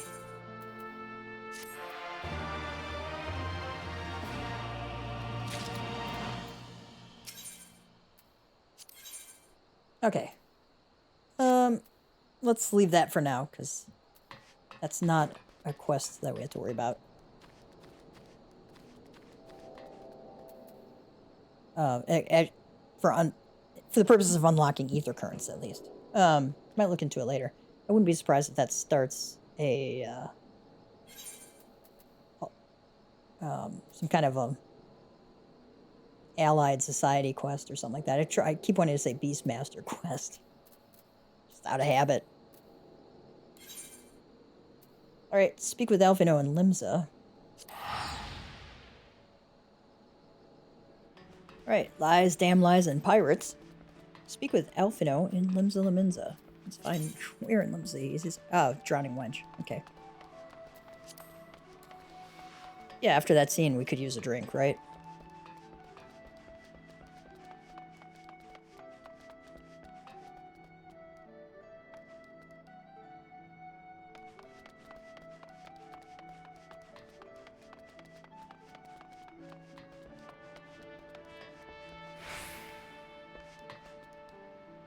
Alright, Lise says, Vilbrand was always Y'shtola's domain. I haven't spent much time here, to be honest.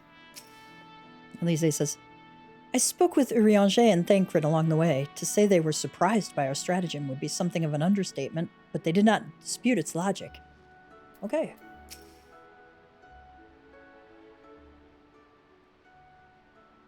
Tataru should be here any moment with our ship's captain. Lise says, so we're going by sea after all. Is Merlvib lending us our pick of the Crimson Fleet? Alphino says, not exactly. You are right, inasmuch as we will be traveling by sea. Regrettably, it is simply not feasible for an airship to travel such a distance without impossibly large fuel reserves, to say nothing of the inevitability of running afoul of the Empire's aerial defenses. But then it is equally infeasible to sail an Eorzean Alliance vessel halfway around the world without the Empire taking notice. Which leaves us with only one other option. Ah, speak of the devil. Tataru says, sorry to keep you waiting. May I present to you Captain Carvalane of the Kraken's Arms.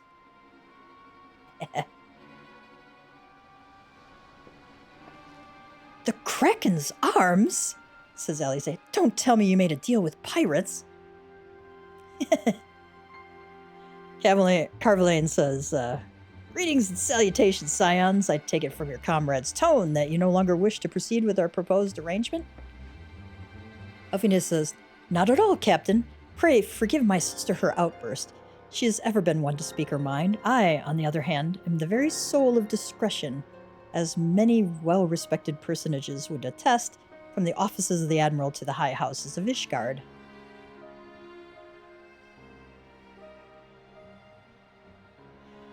But where was I? Oh, yes, the Scions of the Seventh Dawn do indeed still wish to employ your services.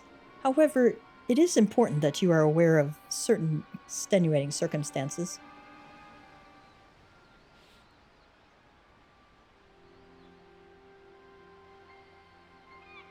And intent on securing passage to the Far East, you came to us, knowing us to be the proud purveyors of said region's finest spices. Alice says, which you steal from God's-fearing merchants out on the high seas. Carvalane says, whatever privateering the Kraken's Arms may or may not engage in is strictly within the limits of the law, as set forth by our indefatigable keeper of the peace. More to the point, we are pragmatists. I see considerable risk in aiding your cause and negligible profit. Taru's got this covered. Well, I for one think the captain has a point. The five seas can be extremely treacherous, and many a poor, unfortunate soul has to come to grief out there on the waves. Why, when we were in Ishgard, I heard the tragical tale of how the heir to House Durandare vanished at sea. Even now, nearly 20 years later, the poor count remains convinced that his son still lives and would pay a sultan's ransom for news of his whereabouts.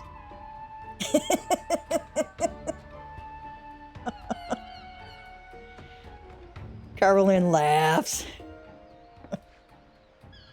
Truly a tragedy for the ages and a testament to the misfortunes that may befall us should we act without due consideration. But so long as you are prepared to abide the capricious whims of fate, I am willing to oblige you this once. That said, in light of the recent rebellion, I trust you understand that I cannot deliver you to Doma itself. I can take you only as far as Kugane and Hingashi.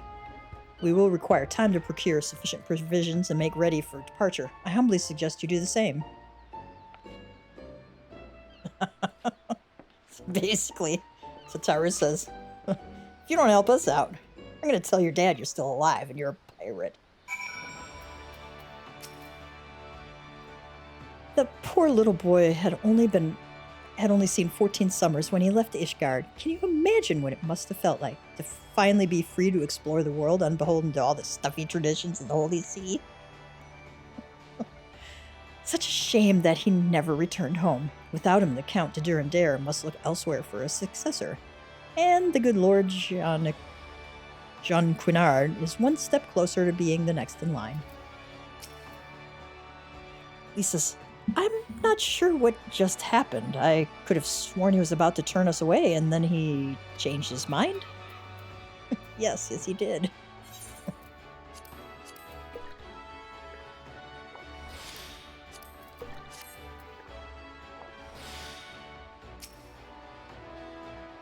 Elise says, blackmail, is it?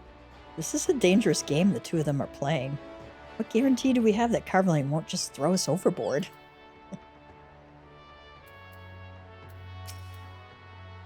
Elfino says, suddenly, all those hours Tataru passed cavorting and capering at the Forgotten Night seem rather better spent, do they not? That said, I had intended to press the point more obliquely, and there was something disconcerting about the pleasure Tataru took in making Captain Carveline squirm. Yes, you did. That shit-eating grin. Great. Do you have anything else? Ah, no.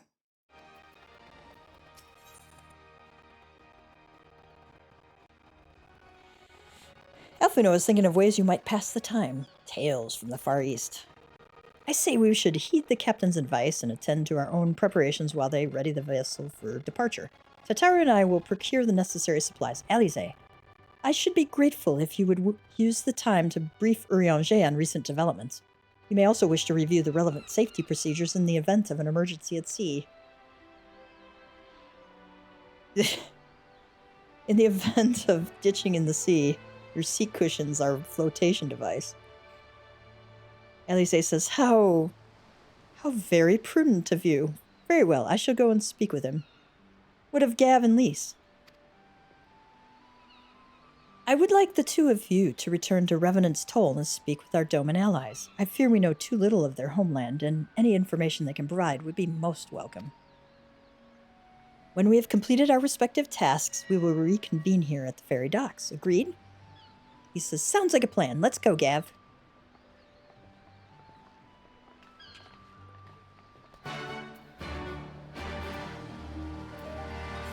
Speak with Lise and Revenant's Toll.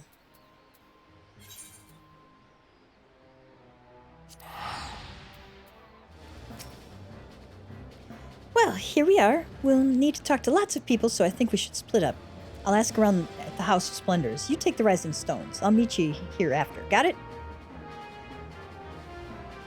Okay.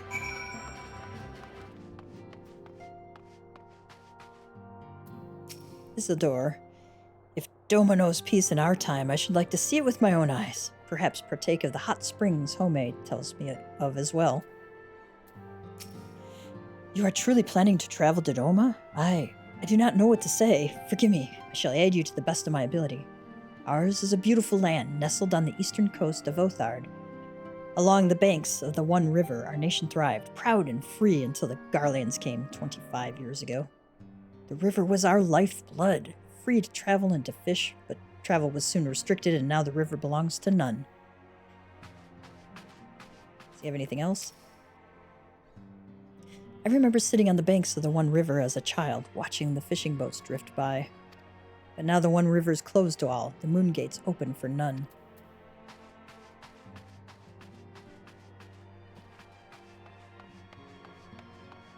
Femi says, Tataru's entrusted me with the remainder of her responsibilities in her absence. Should you require aught, pray do not hesitate to ask. Higiri says, Greetings, Gav. What brings you to the toll this day? What? You are for Doma? Heavens, you scions have shown us naught but kindness, but never in my wildest dreams did I imagine you would fight for our homeland. For 25 years we suffered under their tyranny, and then we spied an opportunity. The Emperor, dead, Garlemald in chaos. It seemed the time was ripe. Beneath our Lord's banners we gathered and fought to reclaim our nation, but then Xenos arrived with the 12th Legion. It was over in an instant. Yeah, I can understand that. Dowari? Naught would bring me greater joy than to join you on your journey. However, Lady Yugiri made it clear that we were to remain here and safeguard the community we have built. Ozan, what is it, my friend? You look as if you have something to ask. That you go to join Yugiri and Gosetsu in the fight fills me with such joy. Forgive my exuberance. You require information, yes? We of the Nage clan have served Doma faithfully for generations. My ancestors held positions within Doma Castle even. Now it is home to the Imperial Viceroy's witch and her host of men in Magitech. To think that what was once the shining symbol of our heritage and the seat of our dear Lord Kayan, I don't know if it's Kayan or Kayan, has become a den for Garlean dogs. I think it's Kayan.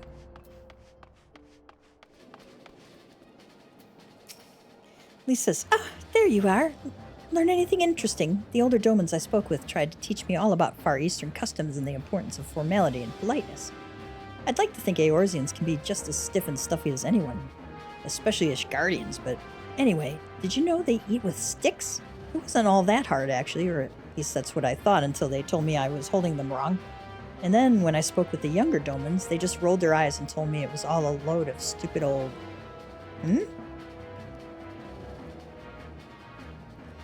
Wow, what you learned sounds a lot more useful. Unless somebody invites us for dinner, of course. I hope they do.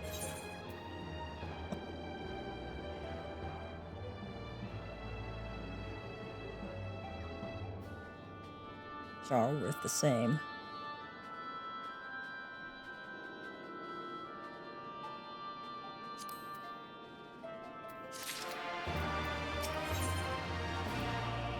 These thinks it's time to return to Limsa Limenza. What do these look like? Okay, the ankle bands look weird. That looks weird too, so... either is bad. Right, no point waiting around here, is there? We should head back to Limsa Limenza. Alfino said to meet at the ferry docks, I think.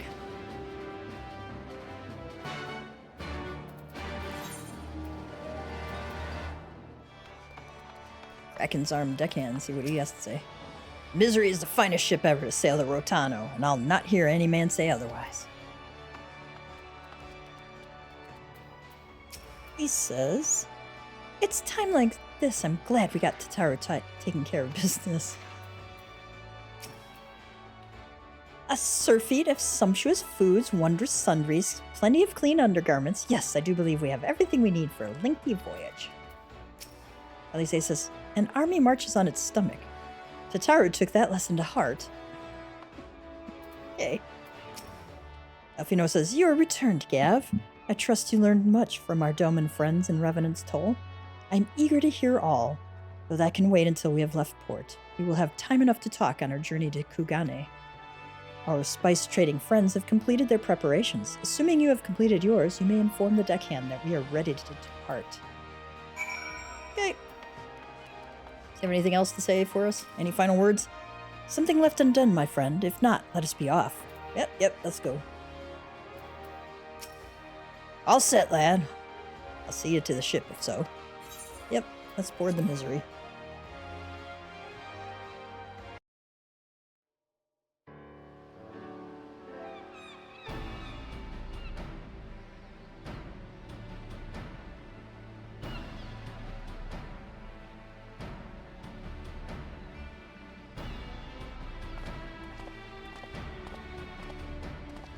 Twelve be praised.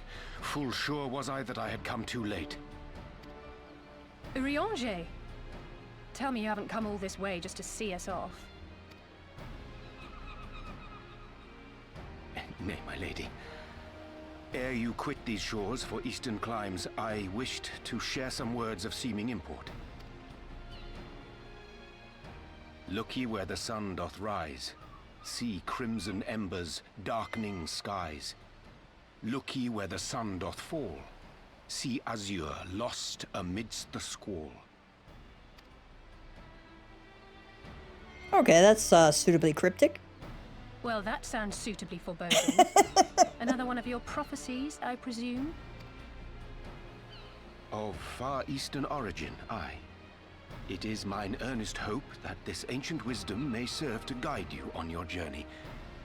For what dangers lie in wait for you upon those distant shores are yet beyond my knowing.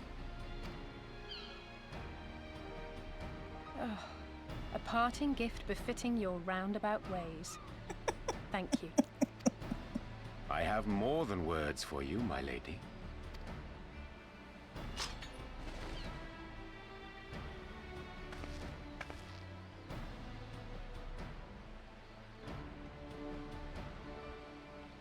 It's beautiful. Is it for me? Though undeniably powerful, your ethereal blade taxeth you greatly in the wielding. Not so this rapier, which shall serve you just as well against all but the most formidable foe.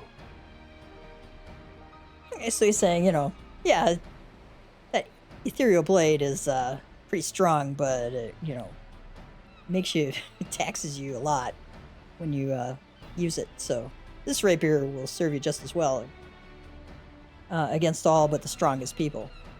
Impressive. It feels as though it's attuned to my ether. I shall treasure it. Honored guests, say your farewells, for the moment of our parting draws nigh. A fair wind blows, and I mean to follow it. It would seem our ship is set to sail. Pray give my regards to Thancred and the others, and take care.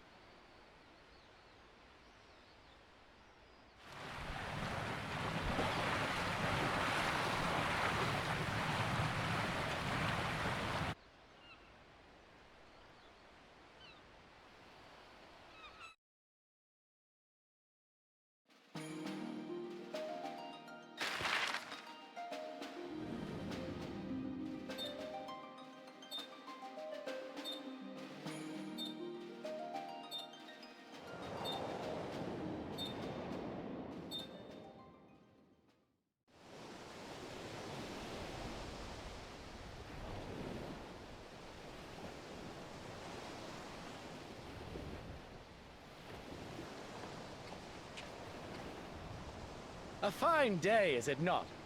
Fair winds and following seas. The Misery is enjoying herself. Nevertheless, it would not do for you to spend the entirety of our voyage above deck.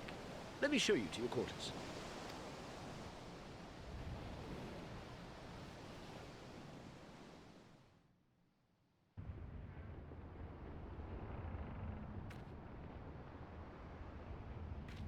It's pretty big quarters, actually, for a ship.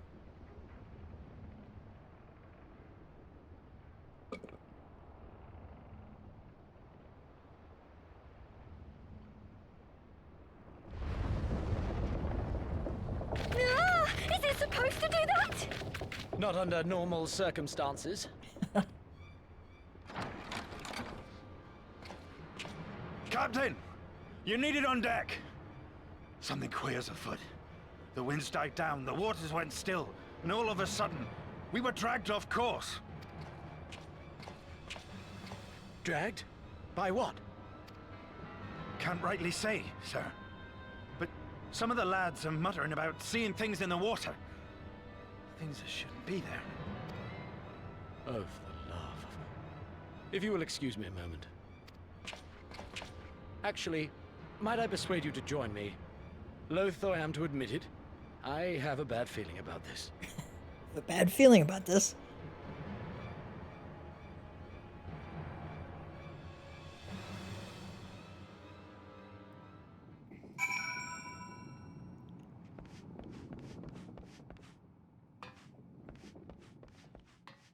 Kraken's arm deckhand. This ain't right. This ain't right at all. Tarvalane.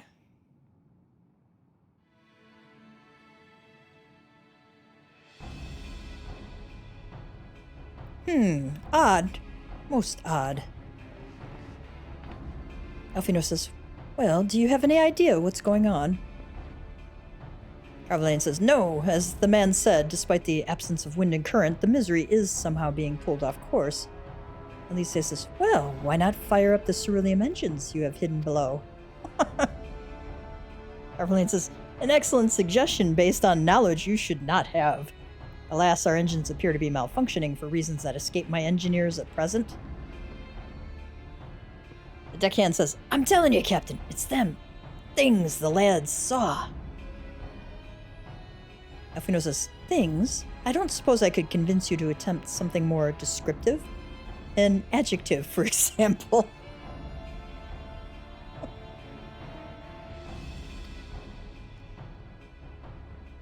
Tarvalane says, Seawolf superstitions and fairy tales, not more. But if you must know, the things which he is so reticent to name are the souls of deceased women said to lure sailors to their deaths. Preposterous! Elise says, yes, indeed. If it is neither the sea nor the weather that is responsible, then it is probably a predatory entity of some sort. Perhaps a siren or some such. For all we know, it could be a fellow spice trader employing magics to seize and plunder passing vessels. Regardless, we have but one recourse, to let the current take us where it will and deal with whatever we find there.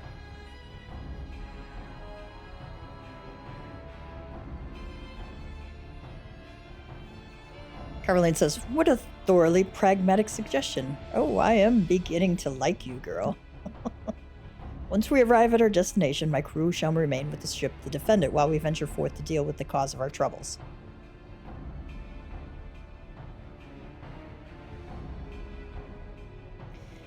Then it is settled. I know not what awaits us, but it will rue the day it reeled us in.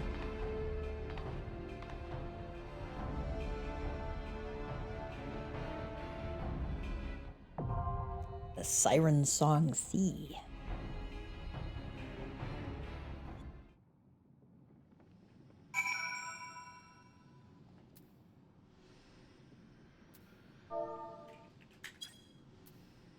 Alright, let's see what Tarvalane has to say. Deckhand says, I'm not saying that I believe beyond a shadow of a doubt that vengeful spirits are plotting our demise at this very moment. I'm just saying we cannot discount the possibility. Tarvalane says, the fiery one Alice has, was it? 'Tis a pity she holds our profession in such disdain. She would make an excellent pirate.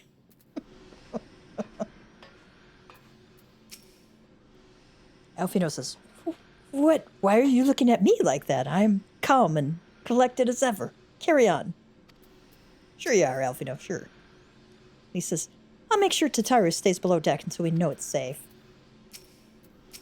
Alize says, Alfino was terrified of ghost stories as a child. I'm glad to see that some things never change. Spoken like a true sister. Enter the Sirensong Sea with a party of NPCs. Let's do that.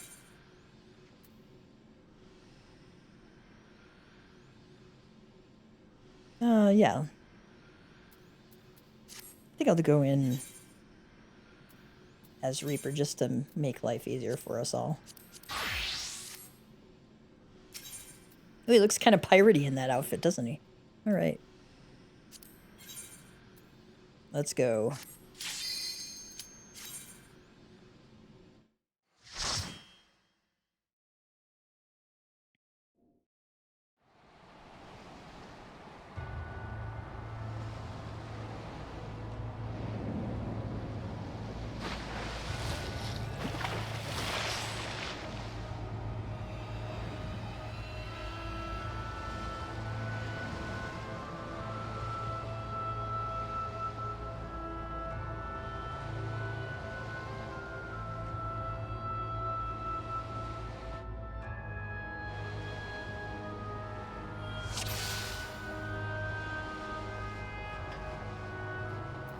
Yeah. Double check. This is level 62.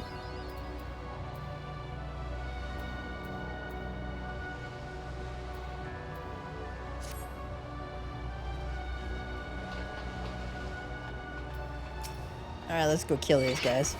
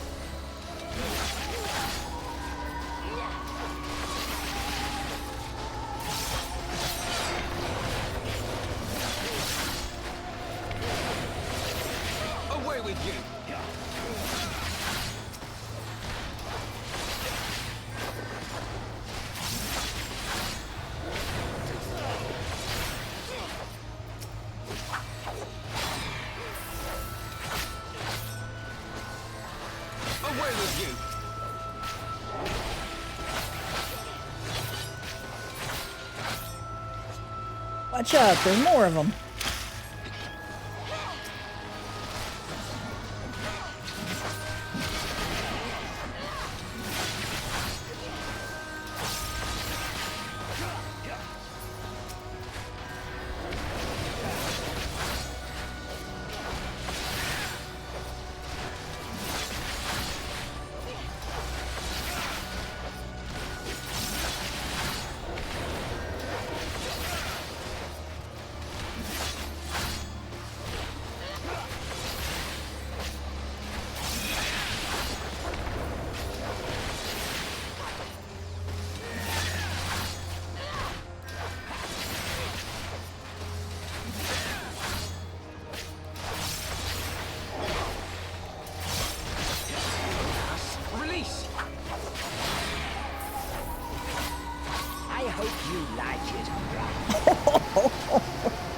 My goodness.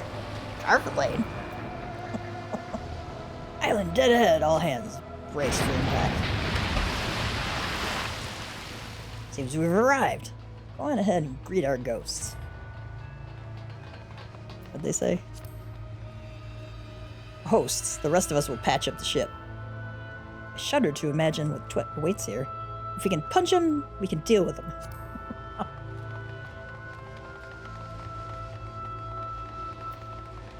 Ancient mirror. Crackle eyes.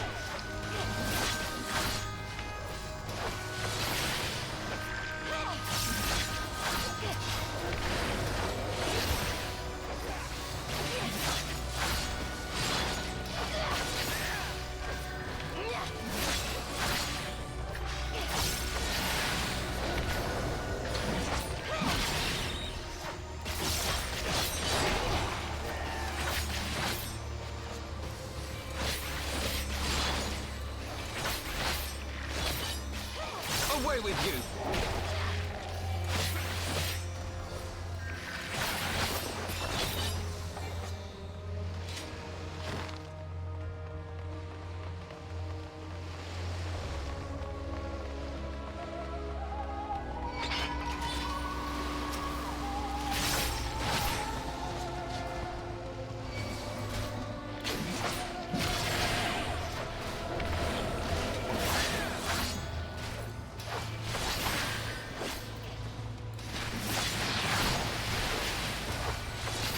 Away with you!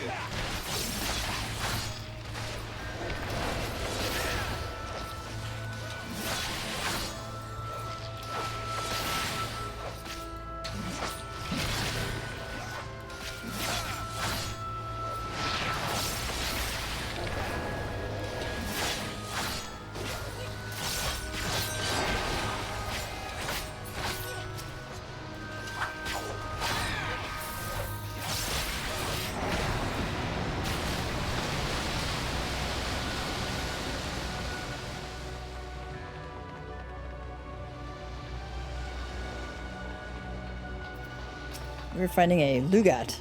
Well, well, a ghost.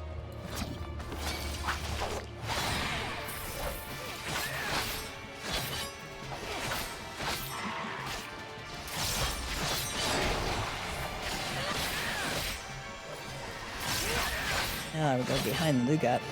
Amorphous applause.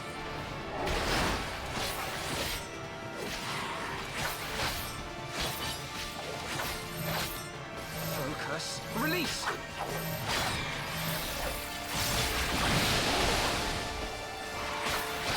Here it comes!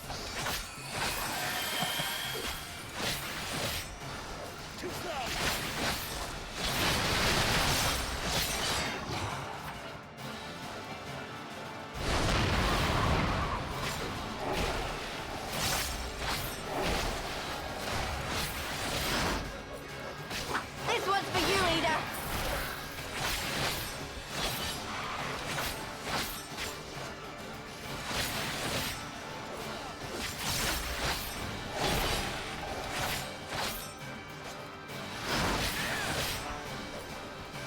I think it's just ugly with capital UG.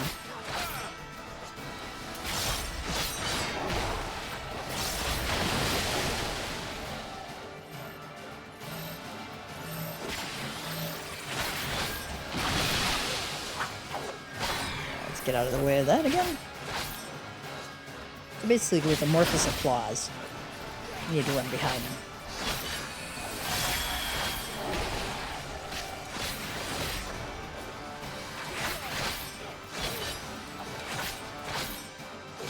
Otherwise, it's not too difficult to fight.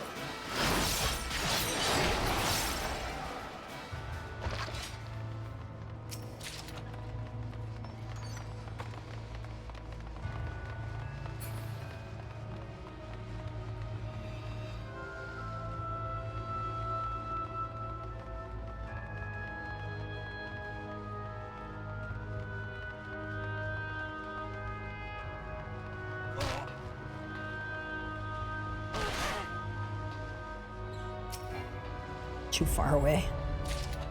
A ghost ship? Quite literally. Nice.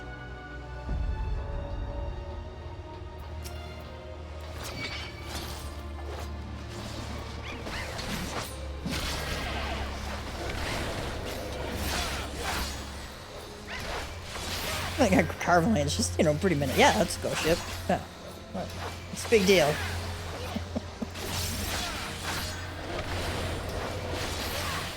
I did not know Alphino was scared of ghosts. Now we know.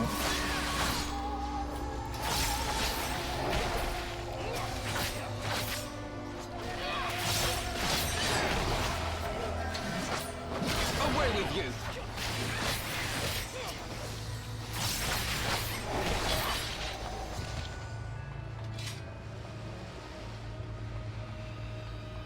Oh, that's kind of cool looking. I don't often get to just kind of look around here.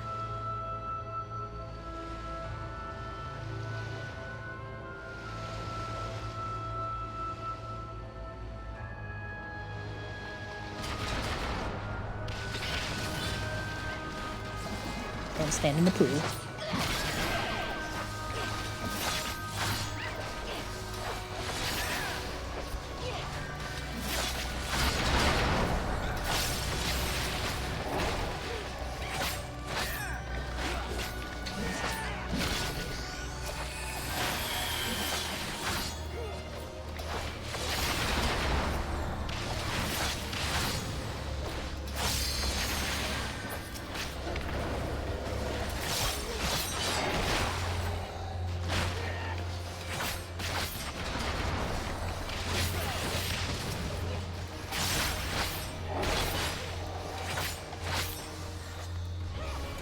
I can't remember if it puts a dot on you or does damage specifically.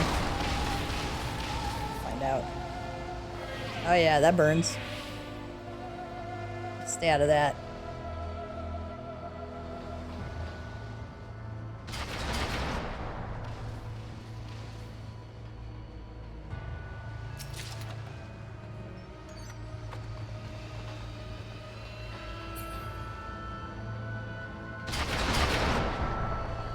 Wonder if what they had to say here.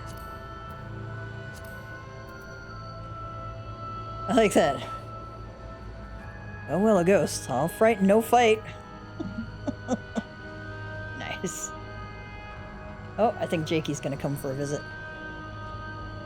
You wanna come up? Is that the crew?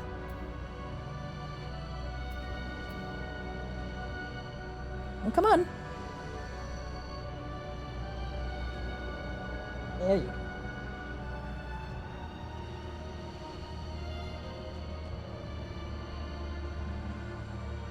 All right.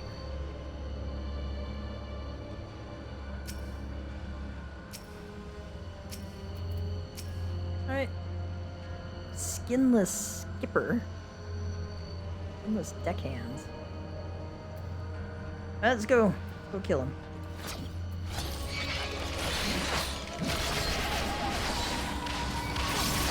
Out of the fire, of course.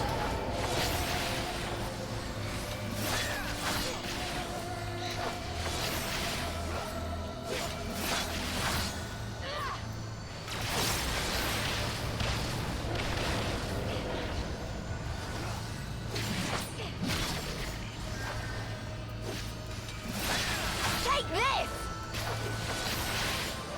This is nothing if not enthusiastic.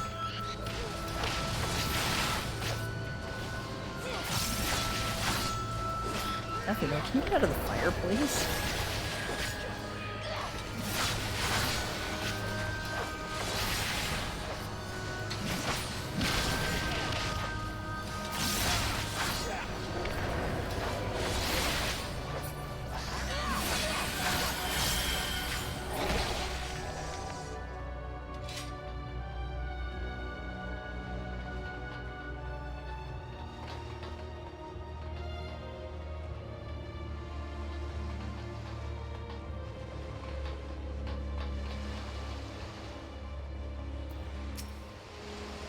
Warden's delay. We're fighting the governor.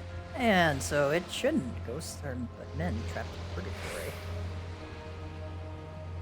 So, oh, Alfino said, that doesn't scare me. Carmelina, so it shouldn't. Ghosts are but men trapped in purgatory.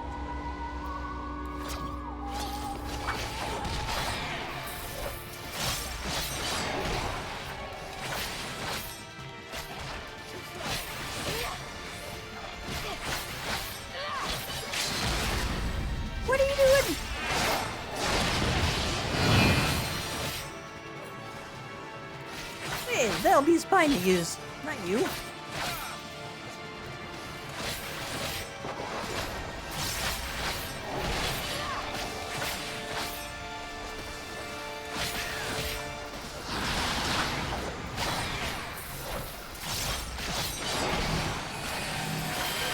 I'm gonna move this out of the group.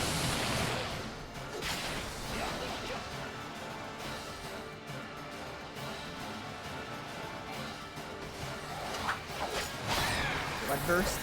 That sounds yummy. Here it comes!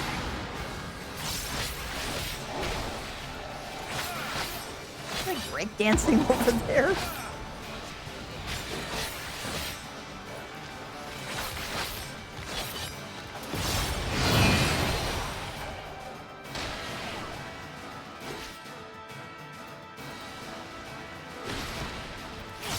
Basically, you don't want to stand in the shadow pool.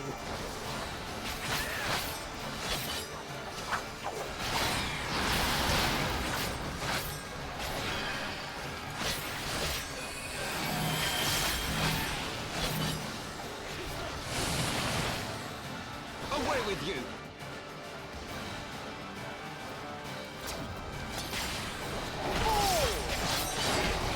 Like burst.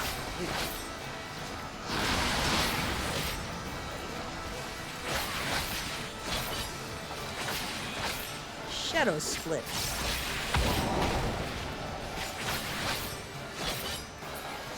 There we go. Hey, we did it. May the dead know peace.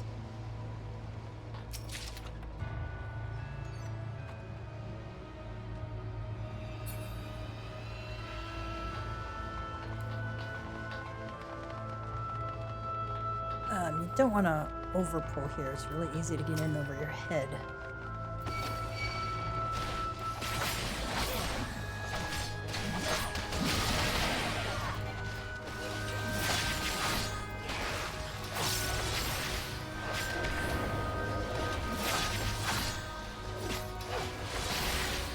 You got a good tank, good healer. It's super easy to go all the way to the end of the room there, but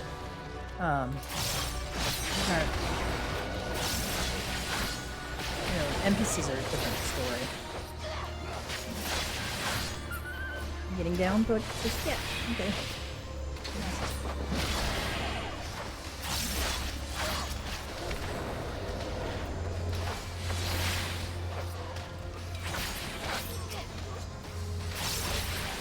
And we don't have to be in a hurry.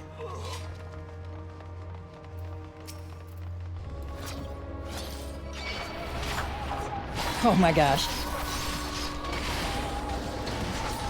He's battling with coffins. It's crazy.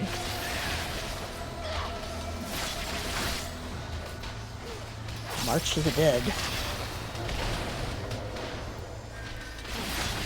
Away with you!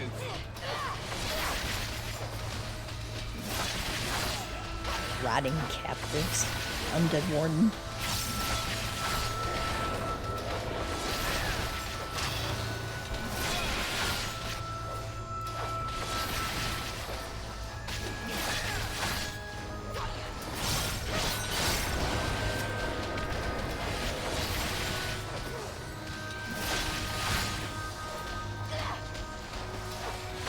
Away with you!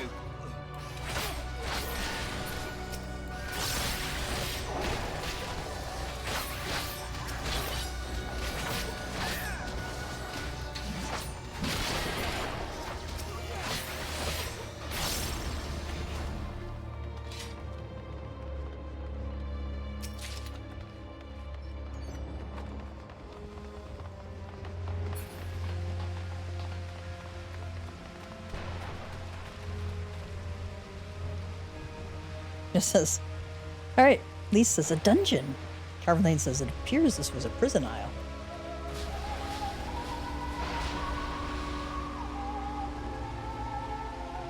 Carverlane says, I dare say we will soon meet our host.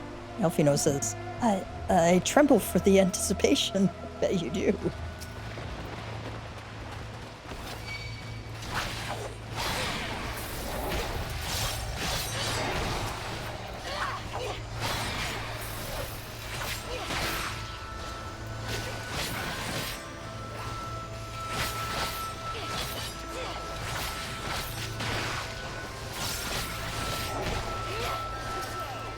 Away with you!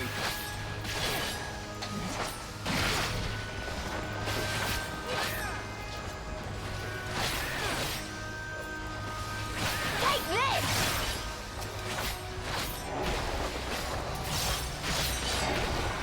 Here it comes!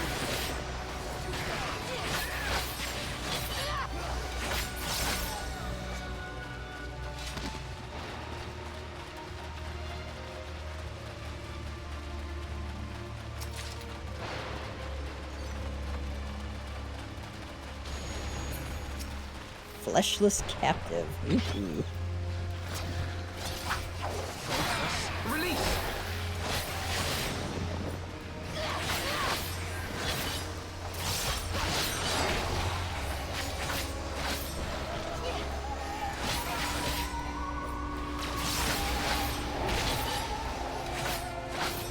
It looked like it was interruptible, but, you know, it's easy to just step out of it, too.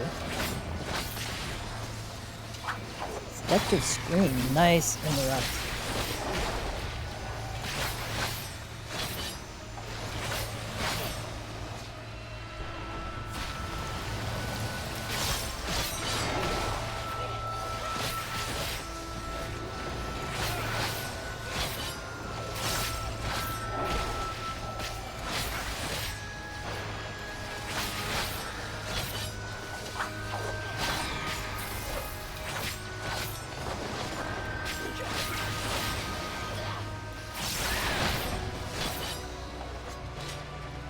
Alright, we are arrived at our final boss.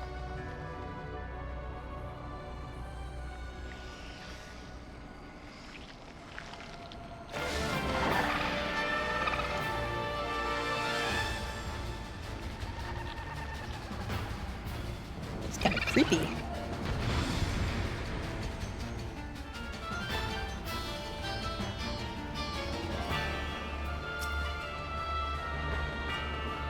Is that the ghost of a siren?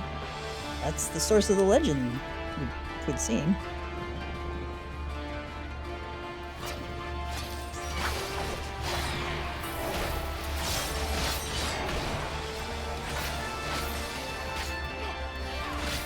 Virgin tears.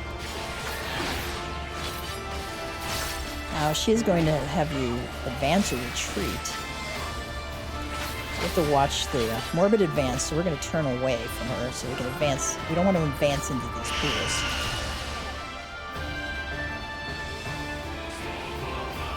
I have my pride. My pride. Feel the might of the Kraken!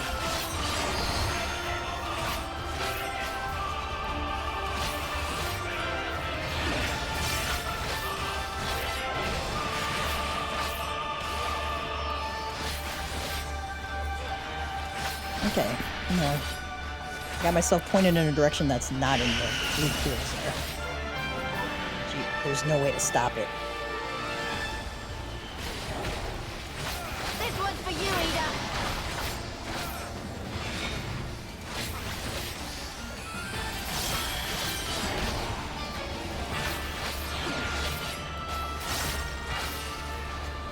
Away with you. Morbid retreat, so I got my back in a safe spot.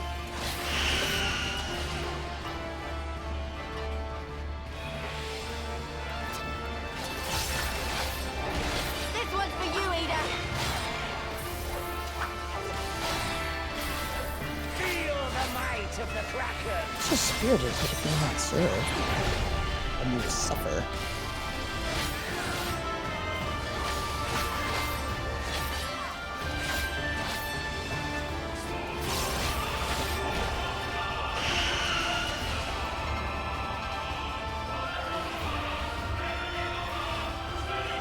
Yeah, what? Oh, cool. I'm on my last boss here. Take this!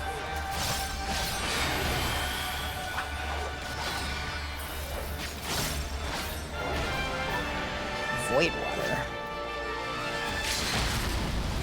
I was wondering if we were going to get to 2 bars of LB, and not a chance.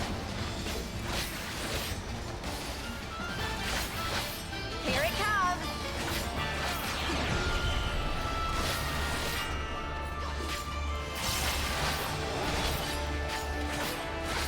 Yeah, we got her.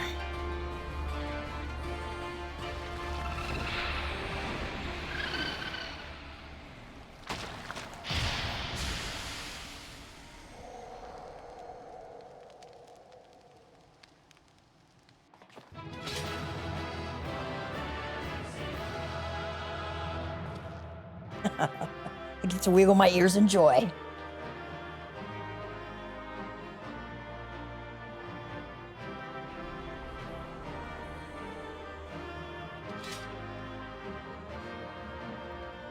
I don't know if they have anything to say to us or no.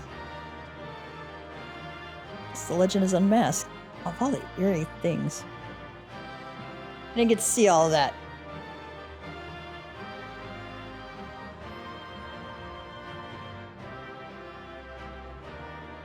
Nice.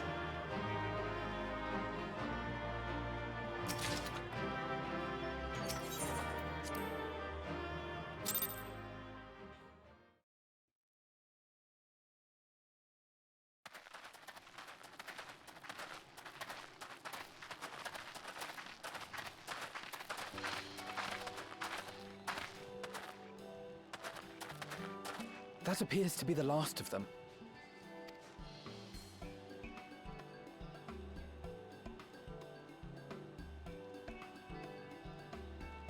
Word from the Misery. Repairs are complete, and we may resume our journey without further delay. I swear, if I never hear another ghost story, it will be too soon.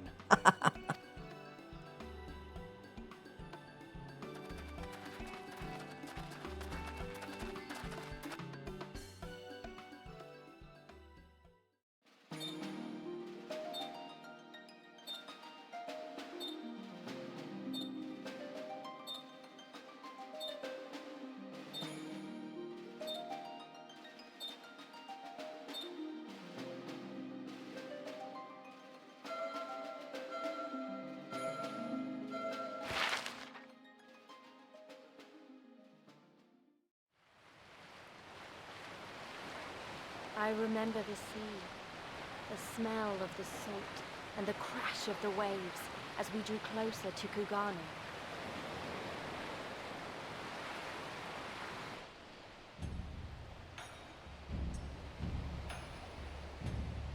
This is a really cool looking area.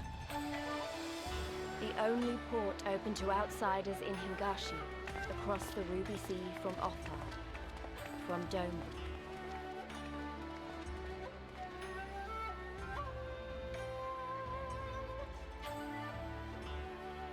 All the colors of the rainbow, all the peoples of the world, all in one place. I wish you could have seen it.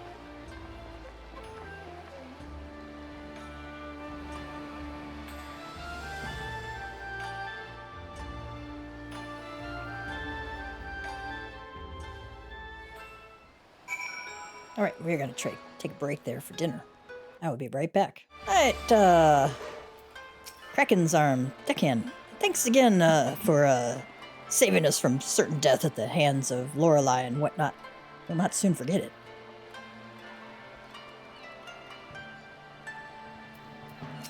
Fataru says, strange, is it just me or is the ground swaying? Yeah, after you've been on a boat for a while, it does feel like that. By the 12, I have never been happier to be back on terra firma. Our voyage has instilled in me a new appreciation for surfaces which do not move of their own accord. He says, I don't know what I was expecting, but it wasn't this. Elise says, it's very colorful, is it not? Carvalane says, congratulations, you now stand in Kugane, the western port of Hingashi. Regrettably, the only port in this nation open to foreign trade. Oh, and I do apologize for the unforeseen difficulties which befell us during our journey. Needless to say, your assistance in overcoming them was much appreciated.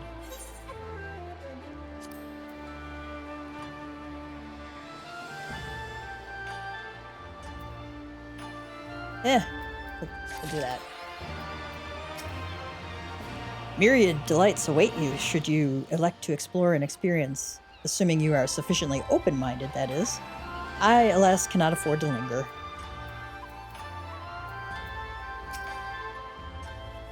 Okay, Alfino says, despite traveling halfway around the world, Alfino is in no mood to take in the sights.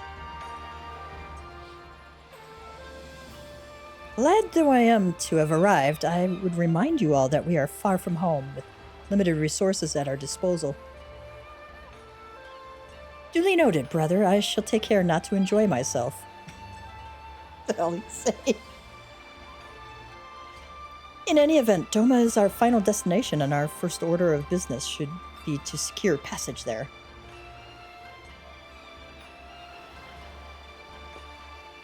Captain Carvalane, I realize you pledged only to take us as far as Kugane, and I have no desire to change the terms of our agreement. I should, however, be interested to know how you would go about reaching Othard, were you in our position. Carmelane says, at the risk of stating the obvious, you are in a port.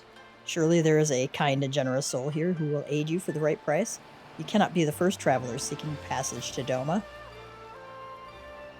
The captain makes a good point, says Alphino. 'Tis like that Yugiri and Gosetsu were forced to come here for the self-same reasons we were. They must have found a way to Othard, assuming they are still not in the city. Ere we seek passage, mayhap we should first seek our friends. Tatari says, leave it to me, Alphino. Making friendly inquiries is my specialty. Lest you forget, I got plenty of practice in Ishgard. Captain Carvelane, could you direct us to the nearest tavern? Carvelane says, desperate for a drink, are we? You may find one in that large building just beyond the pier. Whether your journeys have come to an end or are about to begin, the Shiokaze Hostelry is an ideal place to rest, relax, and reflect, or so they say. And with that, my dear scions, I bid you farewell. As soon as we have replenished our supplies, we must away. Ours was ever a fast-moving business. Elise says, the spice trade, you mean? Carvelane says, but of course. Surely you do not think I traveled halfway around the world and delivered you to your destination solely out of the kindness of my heart? Alphino says, perish the thought. Thank you, Captain, and may the Navigator watch over and keep you.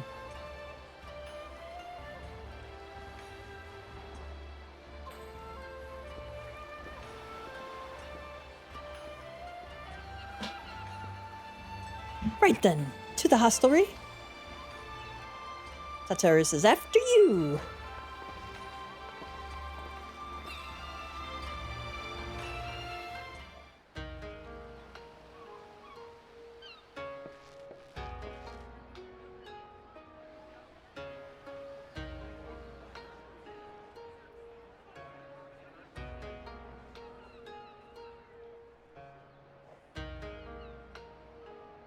By the 12.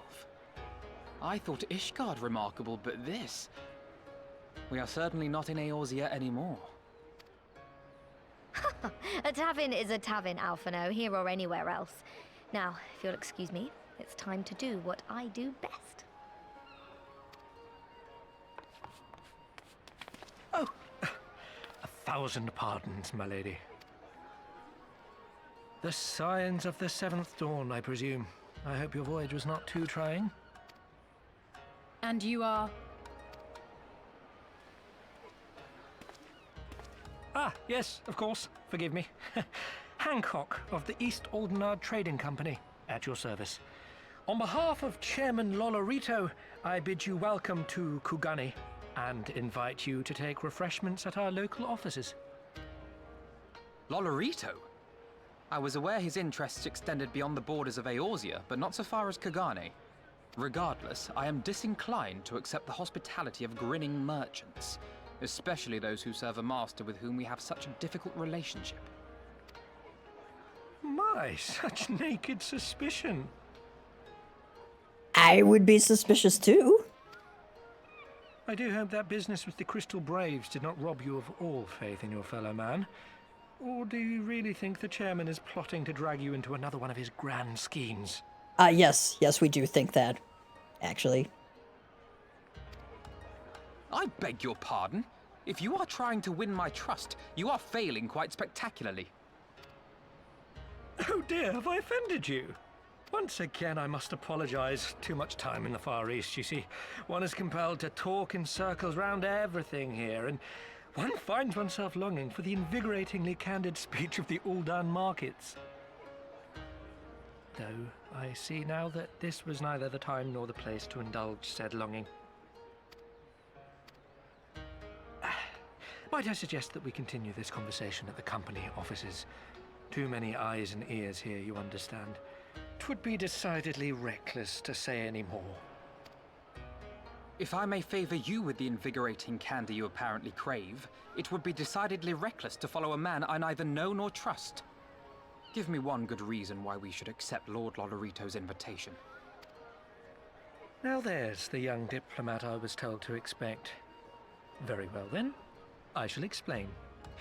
You understand that you are come to a most reclusive and secretive nation, yes? One whose borders are closed to foreign trade save at this single port. Then it should come as no surprise that a great many parties have vested interests here. Merchants like myself are a given, of course, but for every one of us, you may be certain there is also an agent of a foreign government. Where did Tataru just kind of slink off to there? Many notable nations and empires have embassies here, you know, including, of course, the Garlean Empire, with whom you have such a difficult relationship. To paraphrase, Kugane is teeming with Imperial spies, one or several of whom could now be listening to our every word. Something to that effect, yes. Beneath this veneer of bustling trade, a war for supremacy is being waged between world powers. One might say we were standing on the front lines, just not in public. I still have my doubts, but he may have a point. I say we accept his invitation for now.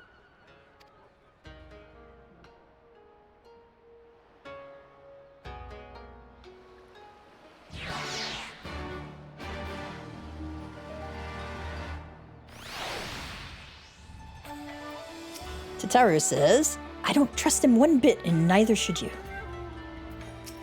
Elfino, forgive me, the mere mention of the East Aldenard Trading Company is enough to mumble.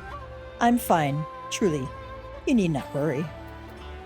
He says, so there are Imperial spies everywhere. Great. Just great. Elise, I dare say Elfino has met his match.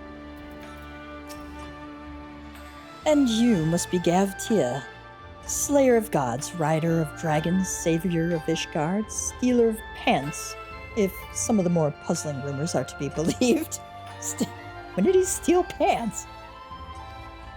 I don't recall him stealing pants. I knew it, may I say. What an honor and a pleasure it is to make your acquaintance, good sir. I just know you and I are going to get along famously. Now then, without further ado, allow me to escort you to the company offices. This being your first visit to our fair city, I shall make an effort to point out various landmarks along the way, if you would be so good as to follow me.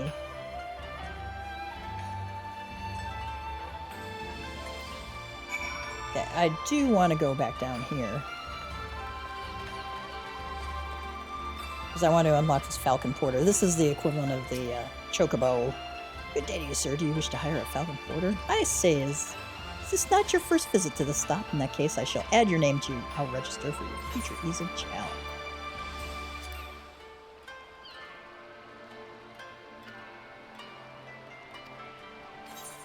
Alright, we haven't unlocked anything. Tenzan. A visitor to Kugane, I take it. Is there aught you require? What do you do here?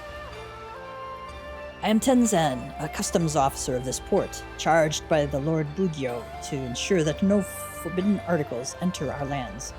Though ours is an open port, does not mean one can bring in whatsoever one desires. If you wish to conduct business here, you must do so within the bounds of our laws.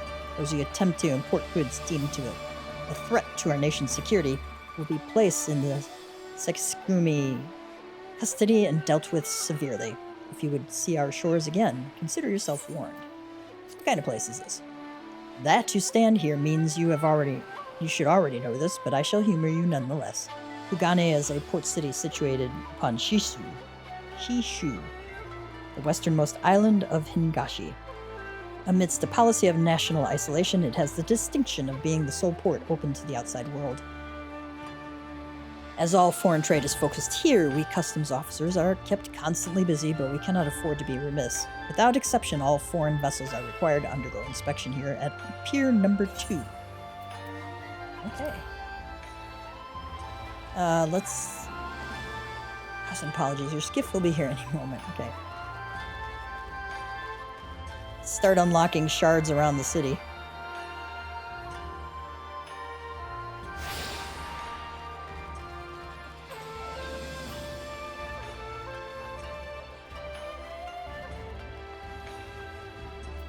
Odokaze. Small talk. A fine day to you, sir. Shall I pour you a drink? You may be assured that whatever you desire I have, or can acquire in a timely fashion. What do you do here? Oh, not so much. I smile, pour drinks, and lend an ear as necessary. As you can well imagine, given our position relative to the piers, the Shikaze hostelry is the first and final stop for a great many people from a great many places. Kugane is open to all. We have no desire to make bitter enemies, and so we refrain from forging alliances. All are equal here after a fashion, which is why our fair city is rich in trade as well as culture. That said, we are not without our troubles, sailors being sailors and so forth. Never here, of course. My clientele knows better than to incur the wrath of the Sekisegumi, I trust. What kind of place is this? Why, only Kugane's premier purveyor of intoxicating beverages. Owing to our close relationship with Horseshoe's finest brewers, we offer an unmatched selection of Junmaishu? I don't know how to pronounce it. Somebody can correct me, right? Junmaishu, a rice wine that is very pure and rich in flavor. Of course, not every individual comes to the hostelry for drink. Travelers often gather here to have discussions regarding business and personal affairs.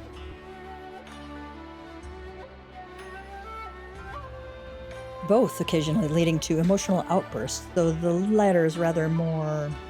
Oh, that was close. I very nearly said something foolish. Where was I? Ah, yes, can I interest you in a glass of Junmaishu?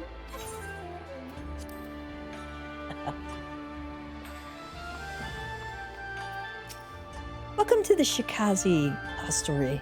Should you wish to sample the flavors of Kugane or simply to rest and recover from the rigors of your travels, we stand ready to meet you every need.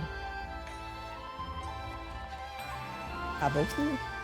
Sake seems a simple drink, but depending on the place it was made and the hand with which made it, the flavor is subtly different. I shall have to sample them all. It's like tequila, you know? I am reliably told that this is one of the hardest vistas to reach.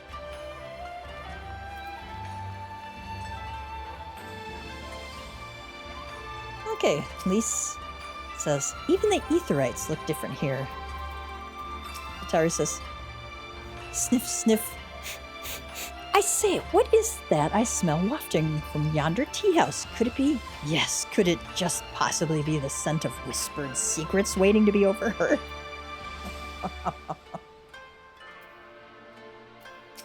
Elise, I note that our would-be host is selected to dress in the local fashion. Elfino says, I do not like the cut of that man's jib, not one bit. Hancock says, everyone, if I could have your attention, please. You're now standing in Ten Kanto. Did I pronounce that right? Ten Kanto, okay.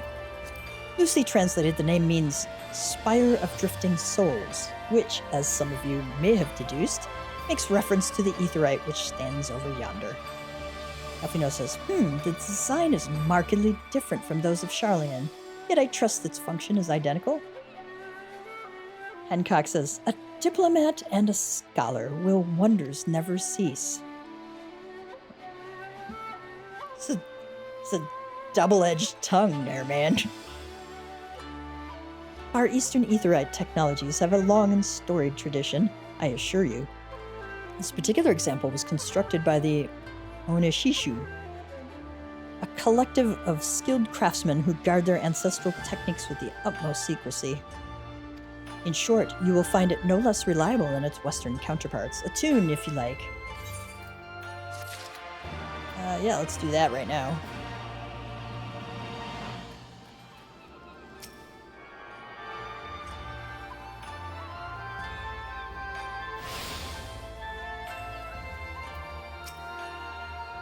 Kyusen says, Ten Kanto is as the crossroads of Kugane. Many people pass through it every day, and I have learned to recognize the lawbreaker and the troublemaker.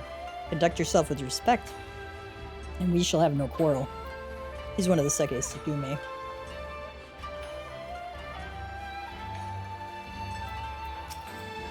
Lise says, even the threads look different. Okay. Hancock would like very much to continue talking. Of course he would. Second only to Alphino in wanting to listen to himself speak.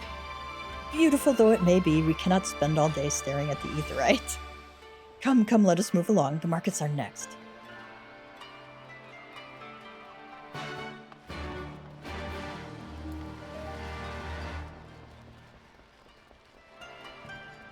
I'm actually going to switch to Bard here just so I can run faster. Tatara says, "Be still, my heart." Well, I would expect no less of a bustling port. He says, "No sign of Gozetsu or Yugiri here. Not that I expected to stumble across them just like that. Though it would have been nice." Alize says, "Just look at all these garish designs. No, not fond of subtlety, are they? Is that a theater over there?"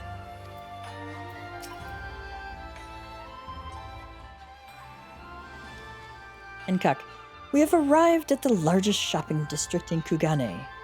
Kogane Dori.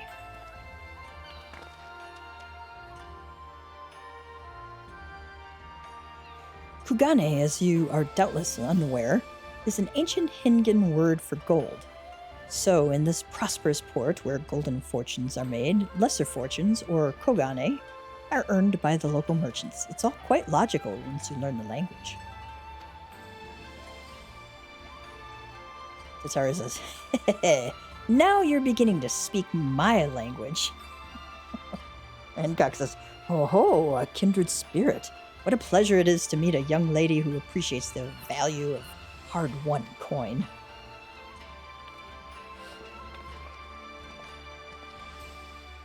"Hancock of the East Aldenard Trading Company. You are with clients today." "Why, if it isn't Master Kaiten. Pray allow me to introduce you to my esteemed guests, but recently come from distant Eorzea. This kind and generous soul supervises all transactions here in Kogane Dori. Your sincerity is ever appreciated. As he says, I am Kaiten of the Hakuuchi clan, and it is my honor to serve as overseer of these markets. As we receive many foreign visitors in Kugane, we accept all manner of currencies. Rest assured, your Eorzean Gil are welcome here. I invite you to peruse our wares at your leisure."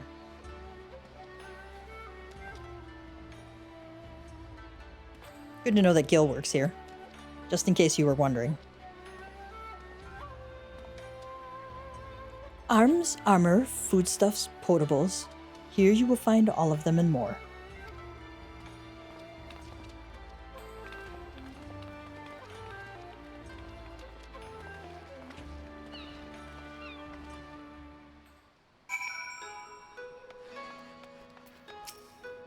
We have some of our finest actors performing today. Why deprive yourself of this wondrous spectacle?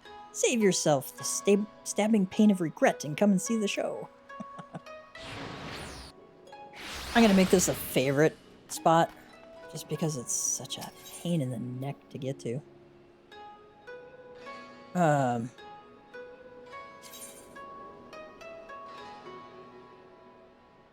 going to remove Alagana.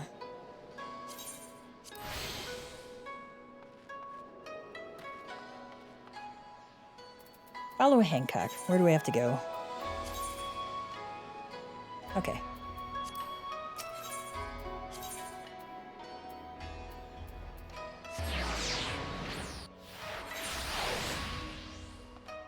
We're doing the usual get the tour of the city thing. Let's see if we need repairs. Nope. How nice. Ibaris. My, you're a sorry look to you. Go on now, you've no business here. I've nothing cheap enough to sell to the likes of you. Oh my goodness.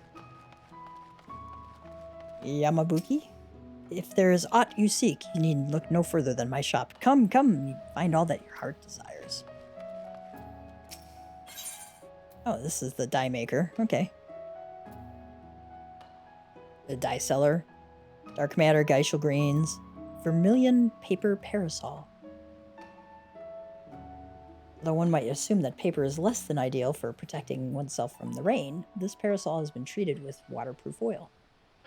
The makers cannot, however, be held responsible for any puddles stepped in, used to acquire a vermilion paper parasol.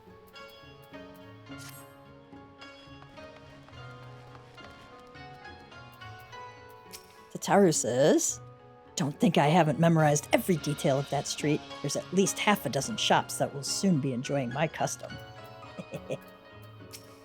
Lise says, "Where to next, I wonder?" Alize says, we're actually quite far from the docks now, aren't we? This place is bigger than I thought." Elfino says, the district up ahead has a different air about it.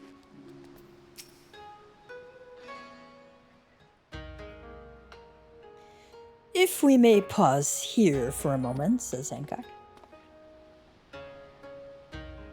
"This road leads to the Aijin Gai, the district in which Aijin, or foreigners, are permitted to reside." Elfino said, "Would this also be where the foreign embassies are found, including that of a certain empire?" "Precisely. So you see, it would not be at all unusual to cross paths with one of our Garlean cousins here. With this in mind, I would encourage you to choose your words carefully. We would not want any physical altercations. After all, such spats being strictly forbidden. The Sekisugume punish breaches of the peace quite severely. I have seen foreigners permanently exiled for a single violation, though, to be fair, this is not common. More often than not, they are executed on the spot." "What? Cut down then and there? You're joking, right?"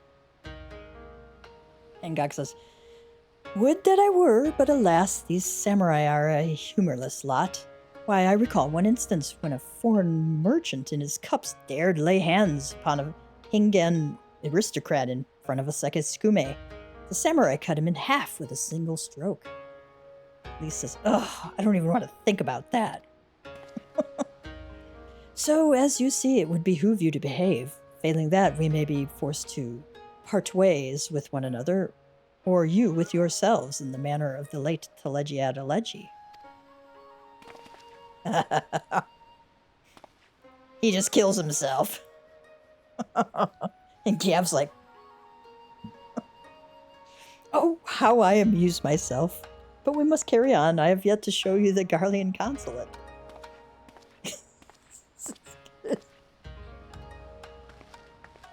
And Gav's just like, "What?"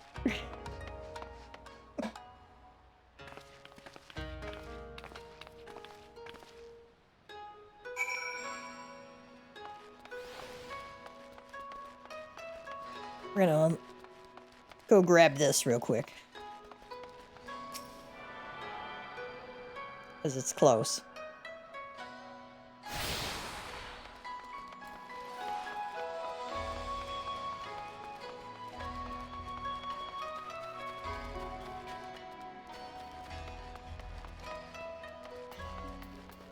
Festus. That's close enough, savage.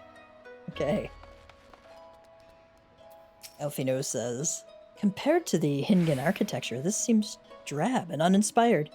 Or mayhap I have simply had my fill of Garlean aesthetics, such as they are."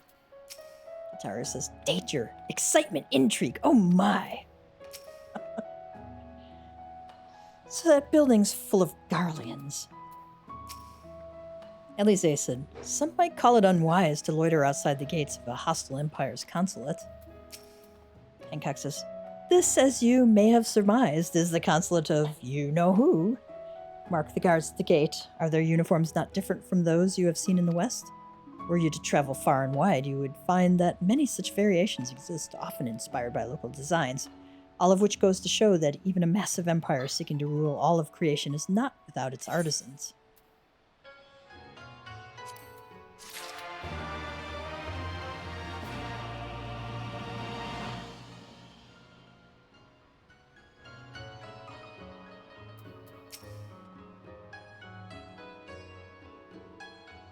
So they do have a little more Eastern look, don't they? Okay, they don't have anything new to say. Hancock seems to be quite pleased with himself, by the grace of Lord Lodorito.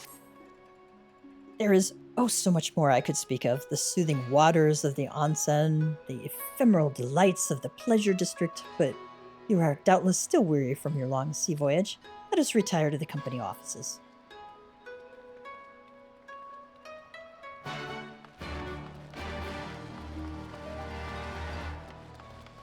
What Mulnith has to say. Yes, this is the Thavenarian consulate. No, you may not enter without official business. Okay.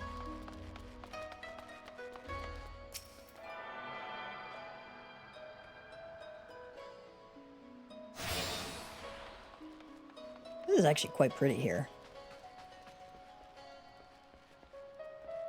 Got little fireflies, nice little, pretty little bridge, lanterns.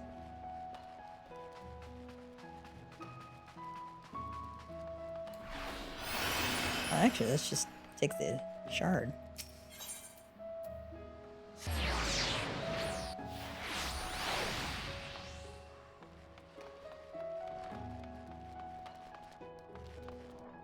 East Aldenard Training Company Aid. Greetings, sirs and ladies, and welcome to the Kugane branch offices of the East Aldenard Trading Company.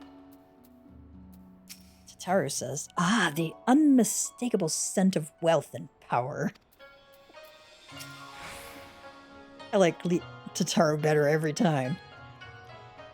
Even though this feels just as out of place as the Garlean consulate, it's a lot more comforting. Elfino says, I dare say we could travel to Marasidia or the New World and find a man like Hancock waiting for us. Would not surprise me. There is no denying that this place was built for an Uldan.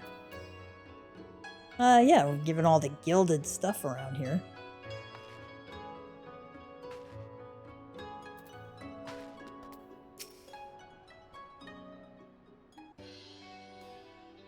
At long last, we arrive at our destination, says Hancock. May I present to you our humble offices? Really? Humble? We have much to discuss, so I will refrain from further prattle. Come, right this way.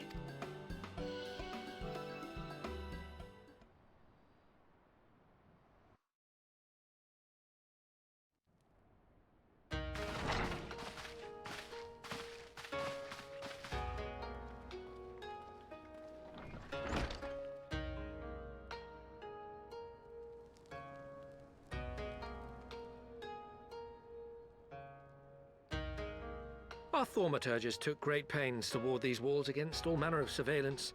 Where business dealings are concerned, we do not compromise on confidentiality. You may avail yourselves of these offices for the duration of your visit. Come and go as you like, and know that you may speak freely here. Your offer is most generous, but I will not enter into any agreement which would leave us beholden to you or your master. A legitimate concern. Allow me to clarify, then. The chairman bids you consider this as an expression of his heartfelt contrition for the bloody banquet and the unpleasantness which followed. Never having been one to put stock in words alone, the chairman deems the provision of material aid to be a more appropriate demonstration of his sincerity. By sheer coincidence, your purpose here also happens to coincide with our own interests. That is, assuming you are come to aid the Doman Liberation Front. How could... I will not bother to offer a denial. You have the right of it. To be specific, we are come in search of our Far Eastern allies, Yugiri and Gosetsu, whom we hope to assist in their fight. The Auri Shinobi and the Rugadan Samurai? Then you will be pleased to know that they have both come to Kugane. Are you sure? Quite. They came here aboard a company vessel, you see. However, they encountered difficulties securing passage across the Ruby Sea. The Ruby Sea? Sorry, I've never been any good at geography. Why does this not surprise me? Forgive me. This calls for a map.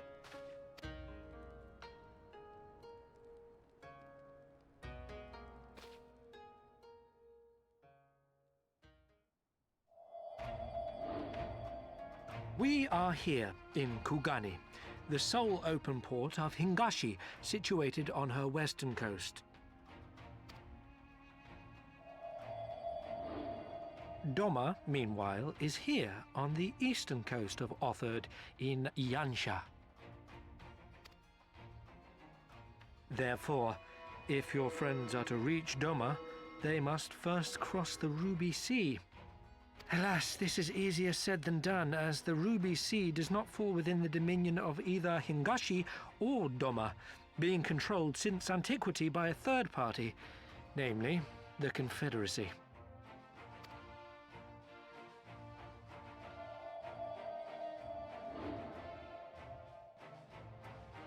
Said maritime collective is known for the consummate skill of its sailors, and for demanding that any vessel entering its waters pay a toll referred to as the Ruby Tithe.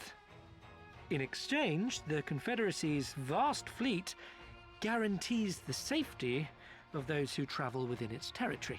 Now, as I'm sure you are aware, Garlemald conquered Doma some 25 years past, at which time the Empire saw no value in controlling the Ruby Sea, and thus did they turn a blind eye to the activities of the Confederacy.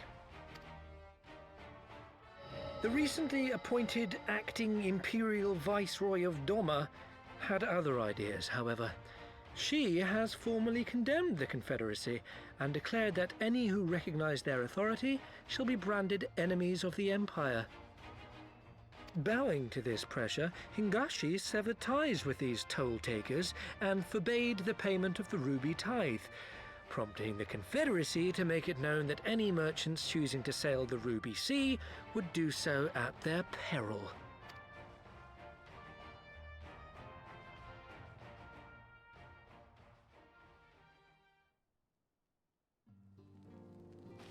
No wonder they struggled to secure passage to Doma. What captain would risk such a journey given the circumstances? I'm told your friends were not so easily deterred from their course, but I know not whether their persistence bore fruit. I say we follow in Yugiri and Gosetsu's footsteps and attempt to secure passage to Doma for ourselves. We will need to cross the sea in any case, and we may learn something of their whereabouts in the process. And should we find that they are still in Kugane, we can make the journey together. In that case, I have some information which may be of use to you. No quid pro quo, I assure you. The chairman was most insistent that I aid you to the best of my ability. Shit-eating grin. Of course. We want the Scions to help us. It'll enhance our trade.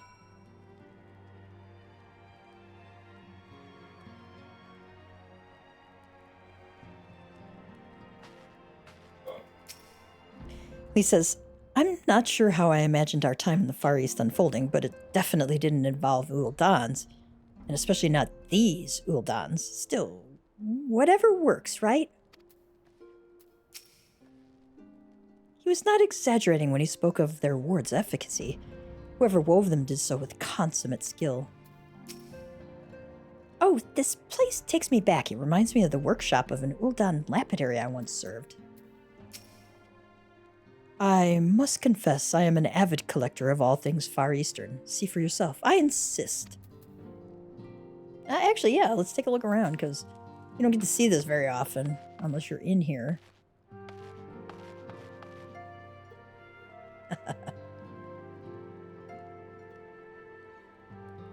A Moogle with a bag.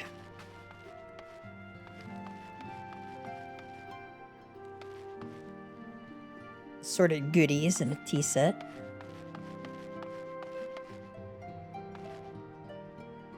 A little bonsai. Nice. They did a nice job decorating it.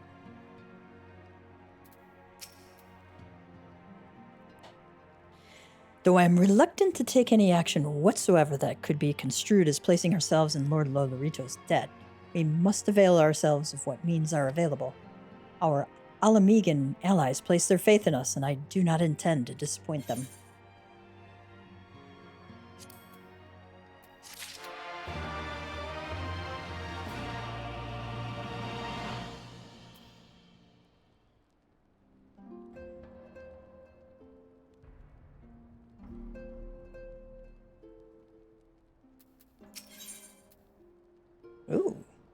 Elfino is a man with a plan. Good samurai is hard to find.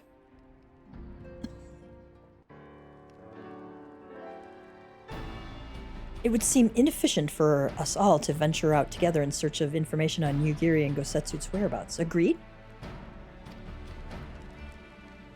Elise says, agreed. We need to cast our net wider, split up and pursue all available avenues of inquiry. But if we're to coordinate our efforts effectively, we'll need to establish a working base of operations here. Indeed, says Alphino. Tataru would seem best suited to the task of organizing our supplies and procuring new ones. She looks happy about this.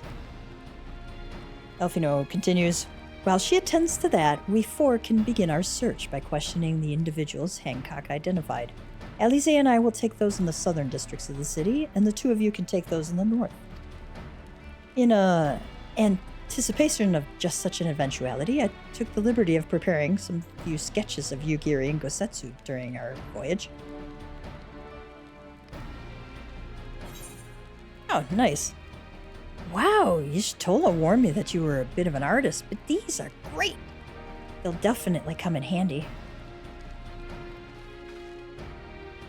Looks like it's you and me, Gav. Let's step outside and talk about where to start.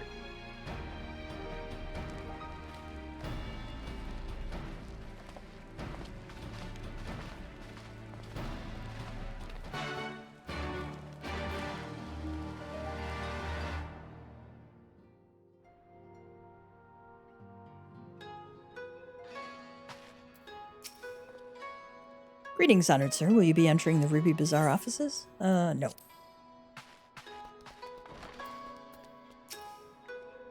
Wow, Elfino's sketches are so... I don't know how to put it, but they're very... Well, see for yourself.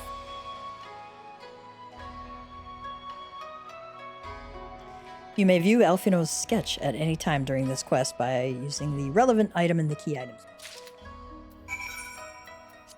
So...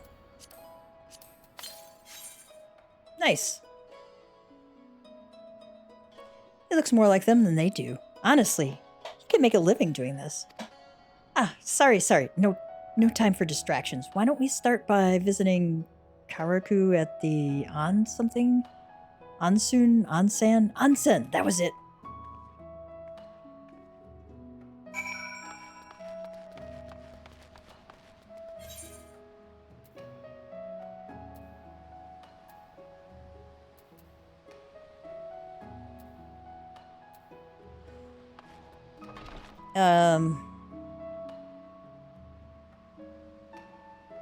Let's go to the main Aetheryte Plaza there.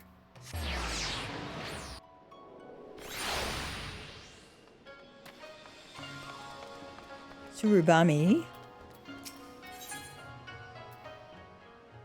She's frantically trying to get your attention. Ah, Mr. Aijin, a moment if you would. There's a favor I would ask of you. You see, word has it that the Lord Bugyo of Kugane has established a new residential district, especially for foreigners. Having long dreamed of a home to call my own, I couldn't help but find myself wanting to know more. I would like very much to see the district for myself, but as I am not a foreigner, I fear I would be turned back before all and sundry.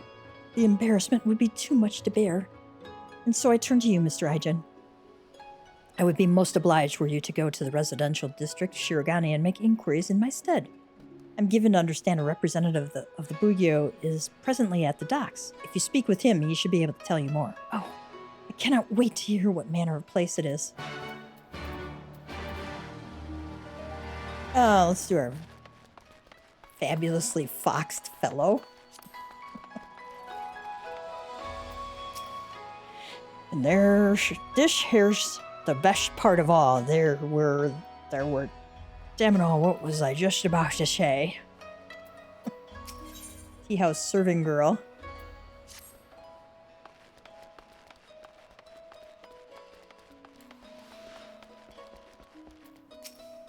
Ursan, how lovely to see a fellow Eorzean so far from home. As one with experience in the wonders and dangers of the Far East, allow me to offer you some advice. Always keep your weapon close to hand. Okay.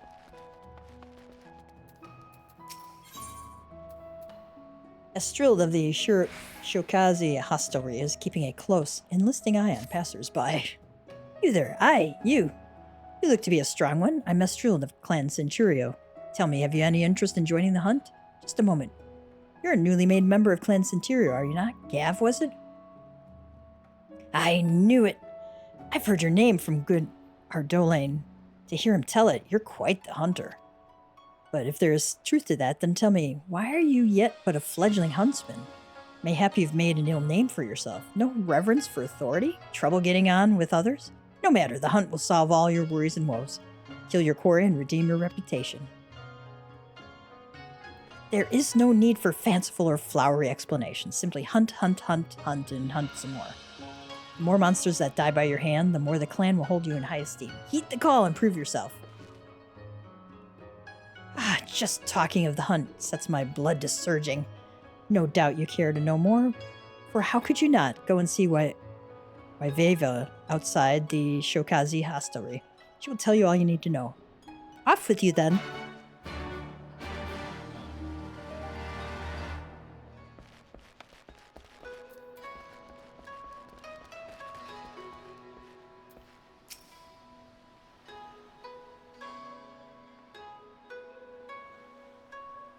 Strud sent you, did she? So you are the one of our clan named Gav. Well met, brother. I'm Waiveva. Like Estreld, I am a veteran member of Clan Centurio. The clan hunt board here in Kugane is under my keeping. I confess I'm shocked to hear an adventurer who's made such a name for himself as you has yet to rise in our ranks. What evils have you done to stay your climb? None. Oh, I'm in the wrong, am I? Well, this much I know to be right. For a savage such as yourself to languish in our lowest ranks is a waste, not often seen in Clan Centurio. And so by the power vested in me by Clan Centurio, I grant you the right to undertake 1-star veteran clan mark bills. See them done in number, and one day you too will find yourself among the Centurio elite. Heed this advice, do not mock the single star. The strength and ferocity of your prey will be far greater than others you've known before. Hunt bold, but hunt wary.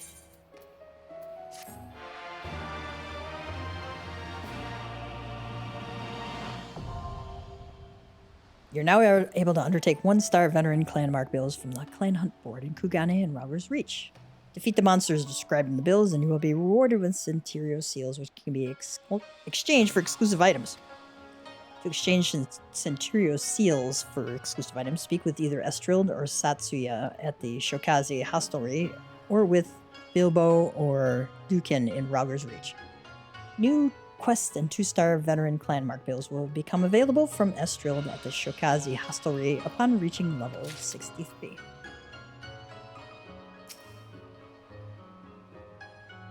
Allow me to offer you some advice. Do not let the rich culture of the Far East blind you to its dangers. The sea spews forth creatures from your darkest imaginings. Yeah, we kind of met him already. We're just going to go ahead and unlock all these. Estreld of the Shokazi hostelry continues to keep a close and listening eye on passers-by. Gods be good. It's not every day I see one as strong as you pass by. I'm Estreld of Clan Centurio, and I invite you to take part on our hunt. But I know your face. You are the firebrand, the one whose ways have kept him from rising through our ranks. Gav, was it not? It's like, stop it. Just stop it.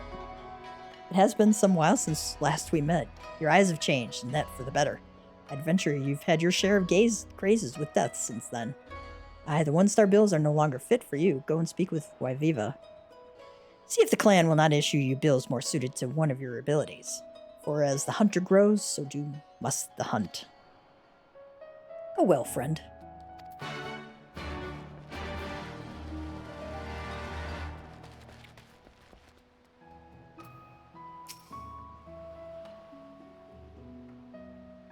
I thought I was reading that wrong for a minute. It's not Waiveva, it's Wilviva. Okay. She mentioned it's time you tried your hand at a 2nd-star. It would seem she's taken quite a liking to you, and rightly so. Estreld has always fawned on strong men. I suppose there's no faulting her for that. Kev's going, what? So be it. I will see it.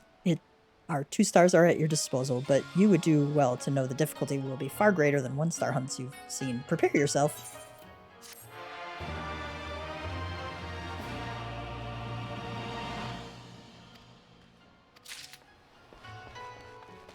Let's go back and unlock some more.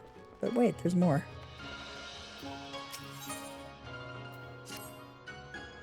Well, if it isn't our good Gav. Come closer, let me see for myself how far you've come since last we met.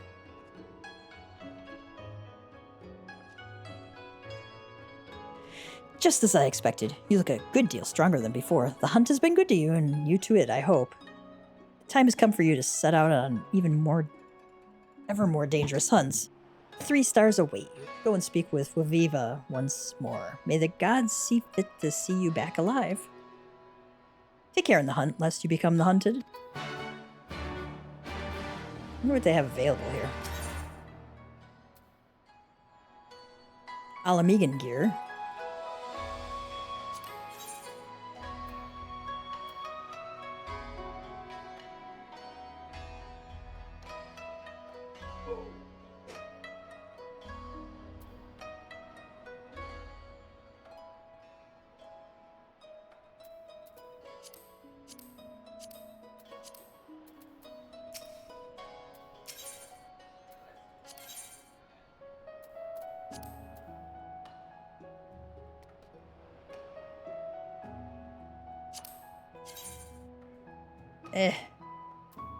Not my thing.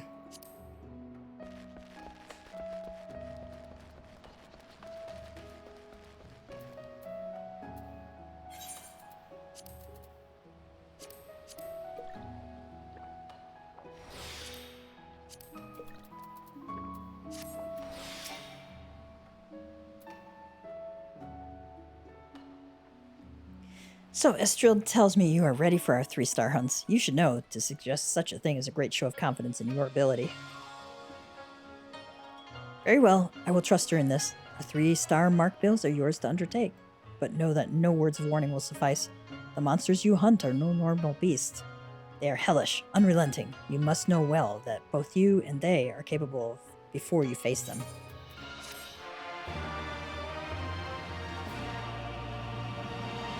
You're now able to undertake 3-star veteran clan mark bills from the clan hunt boards in Kugane and Robber's Reach. New quests and elite veteran clan mark bills will become available from Estreld upon reaching level 70. Does she have anything else to say? Oh yeah, okay.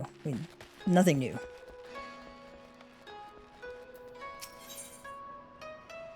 Estreld of the Shokaze hostelry remains unwavering in keeping a close, enlisting eye on passersby. I'm gonna keep a close, enlisting eye on everything. So good to see you, Gav. There's news I've been waiting to share with you. It's that damnable Wilviva. She had the gall to chastise me for inviting passersby to join Clan Centurio. All I ever sought was to bring the thrill of the hunt to all who cared to know it. I grant you no soul save you that I've recruited has ever reported back from their outings. We assume they're all fallen. Such is the nature of the hunt. I've neither time nor patience for the weak. Let the hunt cull them from our ranks, I say.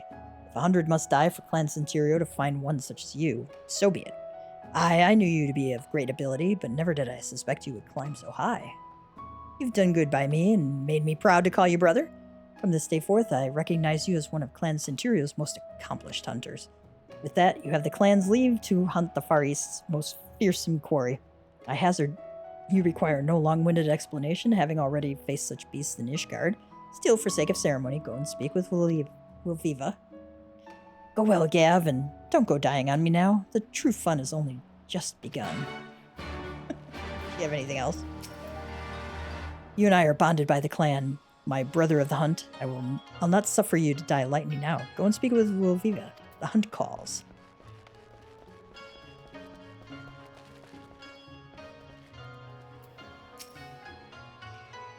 Hail, Gav. I've had word from Estreld. Seems she has vouched for your promotion to Clan Centurio's elite. I agree, you've proven yourself. There is nary a soul in the clan who doubts your ability. So, be welcome to our highest rank, brother.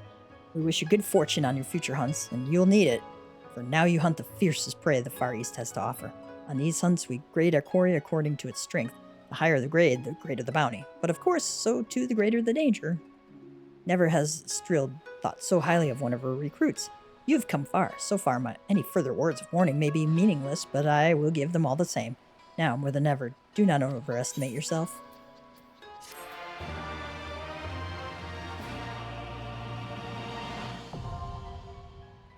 Okay, you can now undertake elite veteran clan mark bills from the clan hunt boards.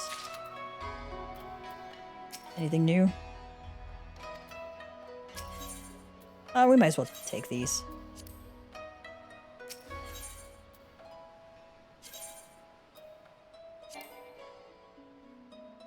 Oh, okay. Won't be able to get some of these done, but as we go around, I'll be able to pick them up.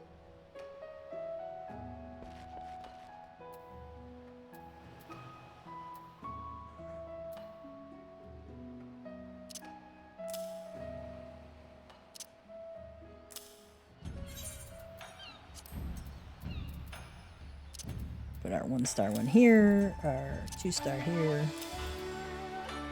3-star, and elite. Oh, you don't have to open your inventory all the time you just click on that. Okay. East End, the fringes, the peaks, the Ruby Sea, fringes. Okay. We haven't got the Ruby Sea yet.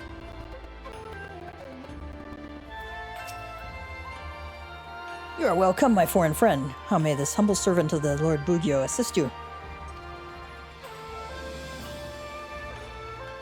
Ah, so you are interested in Shirogane. It would be my pleasure to tell you about the district.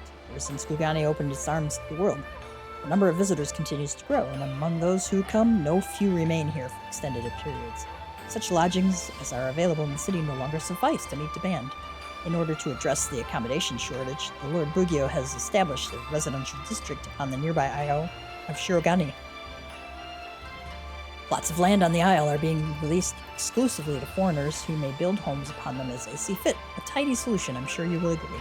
If you wish to learn more, I invite you to take this boat to Shirogane. There you may speak with a district official and inspect the isle at your leisure. Travel to any one of Shirogane's wards to advance the quest.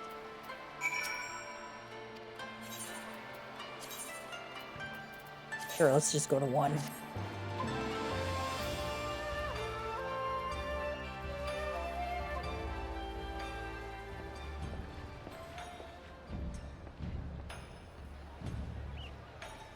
It's nice looking, isn't it?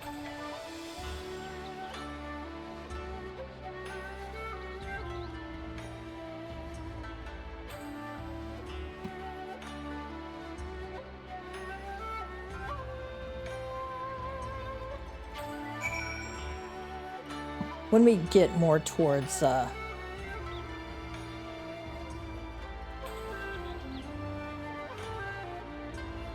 we approach Shadowbringers, I might buy an apartment in here because this is probably one of the most expensive places to port to. And not that I have to worry about it because I got so much gil, but it's you know, can be like $1,000, $1,500 $1,500 gil a crack. And that can add up if you're traveling. Having an apartment here cuts that substantially. So, one trick to save gil is to get an apartment in the area that you want to travel to with some frequency, but don't want to keep your aetherite as a favored location. Greetings and welcome to Shirogane. Kugane is the residential district for foreigners. You are a visitor to our shores, if I'm not mistaken. In which case, congratulations, you are eligible to purchase land here and build upon it. As long as you have the funds, it matters not whether you do so as an individual or a group. If you wish to know about the process, the resident caretaker yonder will be happy to assist you. And if there are any among your acquaintances who might have an interest, we would be grateful if you could spread the word. I already have a house in Imperium, so I am not able to get a house on any other tune on this server. So you can only have one per server, period. This ferry can either take you to another ward or to Kugane. Are you coming aboard? Oh, I think it's one per server.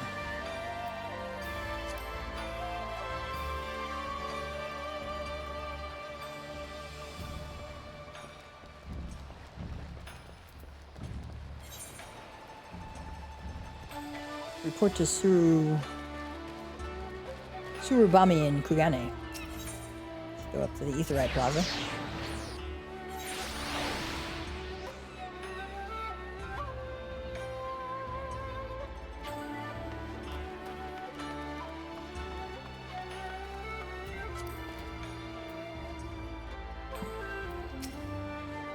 Ah, there you are, Mr. Aijin. So, what were you able to learn about Shirogane? Oh my, it sounds like a truly lovely place. Yes, I do believe I would enjoy it there. Your vivid description was quite convinced me of it. That locals are barred from purchasing land is no object. I need but find myself a foreign husband. If you know someone, you will introduce me, yes?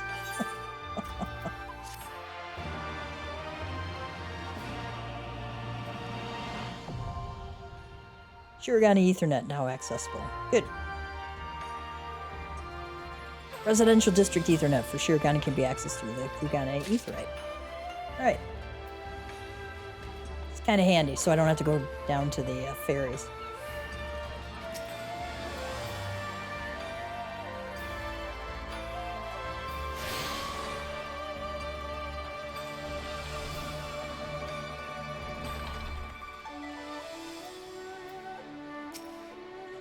Come one, come all, burns, cuts, embarrassing rashes. There is naught that the mystical waters of the Bokaisen hot springs cannot heal. Oh, what is that in your hand?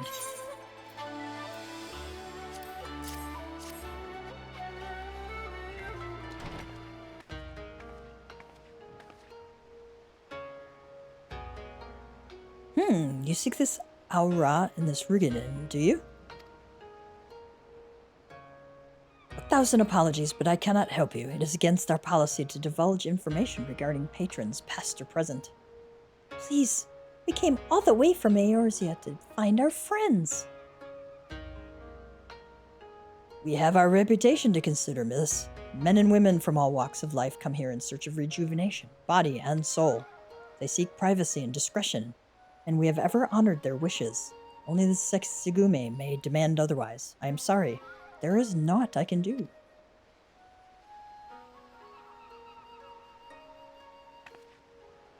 I suppose we'll just have to ask around someone else then. What about that woman who runs the hostelry? Kotokaze, was it?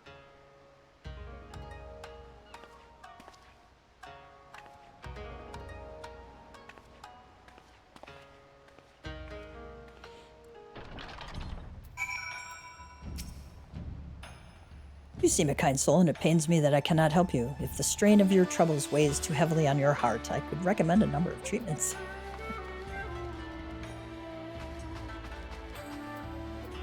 The innkeep, honored traveler, I bid you welcome to the Bokairo Inn. Do you require accommodations? Sure. Let's ask about the inn. The Bokairo Inn is the first choice for accommodations for the countless merchants and dignitaries who pass through the port of Kugane. In addition to our immaculate rooms, guests are free to avail themselves of the Bokaisen hot springs. Our Aijin clients tend to find the experience revelatory. If you wish to stay with us this day, you need only ask, and I will show you to your room at once. Let's retire. As you wish, allow me to show you to your room, and may I say that I have the utmost confidence that you will not be disappointed. Let's see what the inside of it looks like. Tatami bed.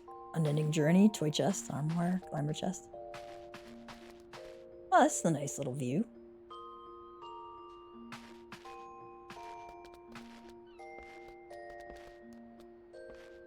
Got a nice little grill there. Sliding door.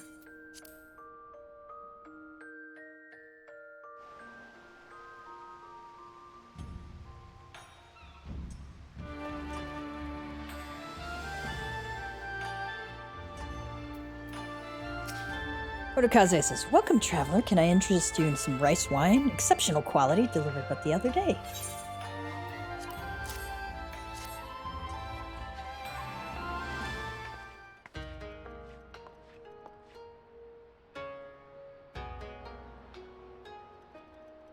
Ah, an Auri shinobi and a Rugadin samurai. If I may, I would answer your question with a few of mine own. If I speak of that which you know, Aijin, be not offended. You are familiar with the situation in the lands across the Ruby Sea, the doomed rebellion, after 2.5 decades of quiet.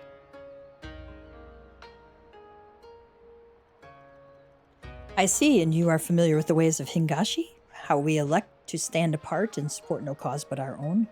Indifferent and callous, some may call us, but pragmatism is essential if a humble island nation such as ours is to survive.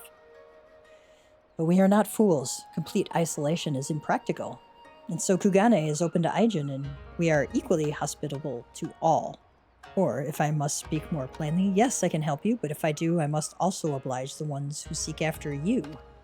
Are you willing to accept this fair and equitable treatment? If anyone comes looking for us, tell them whatever you like. Well, that's a dumb thing to say, but okay.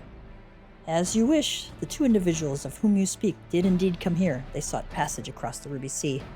Few ships are willing to make the trip at the moment. Nevertheless, I made several introductions on their behalf.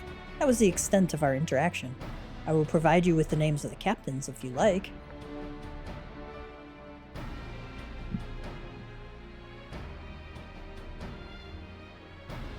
You've been a great help, Mistress Kotokaze. I'll be sure to come back for that wine some. We would welcome your custom, miss. We should question these captains as soon as we can. You take the first three, I'll take the rest, and we'll meet here when we're finished, all right? Good luck.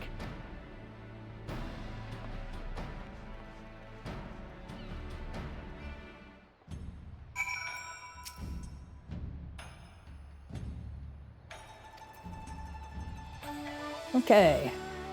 Show the sketch to the captains on the short pier.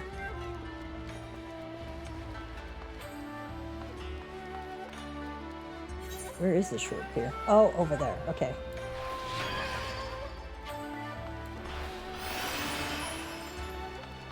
Over the markets. Probably the best place to get to it.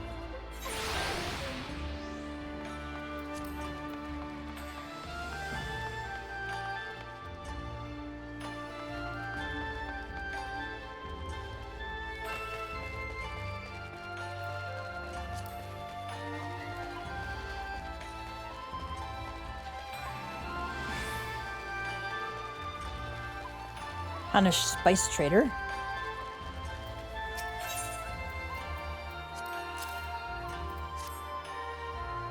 You asked me if I've seen this Auri woman and this Rugged samurai? The woman is unknown to me, but the man is not. He was for Doma, and I could not help him. We travel solely between here and Radzatan. It would be an unreasonable day tour.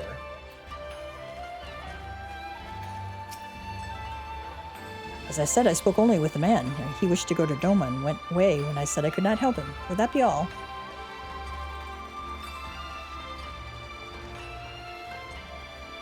Kurt, Captain.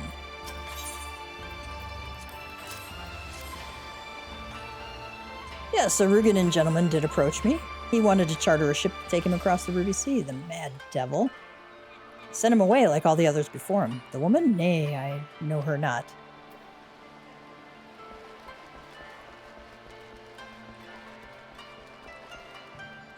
I bet this is up top, since I see an arrow up.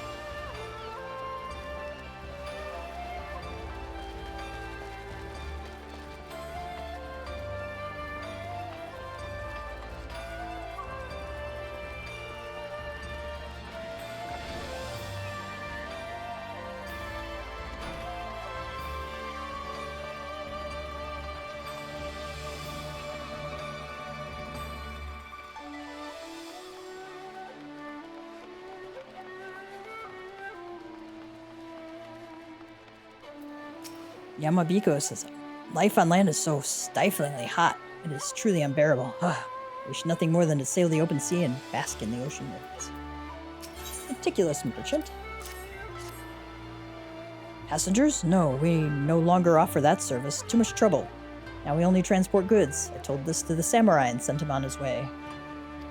The woman? If it is women you seek, the pleasure houses have plenty. Alright, speak with Lise. Where is she at?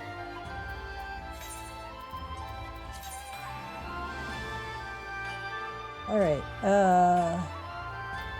The hostelry is probably the fastest way to get there.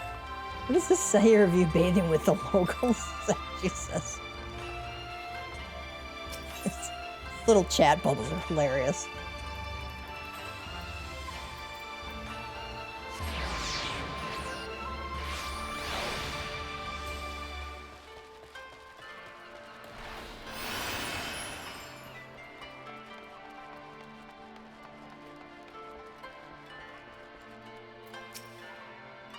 How did it? Oh, never mind. Judging from the look on your face, you didn't have much better luck than I did. Oh, I get a sketch. No. Lisa's about ready to give up. Well, I suppose we might as well head back to... Wait, I've just remembered. There was someone on my list I forgot to visit. Kyoto. He's a Namazu fisherman, whatever that means, and a regular here. Maybe we'll find him if we look around. Oh, Lord. I think it's up top, if I remember right.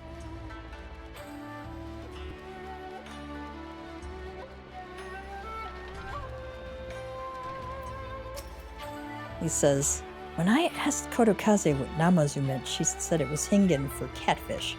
And here I was thinking she'd said fishermen.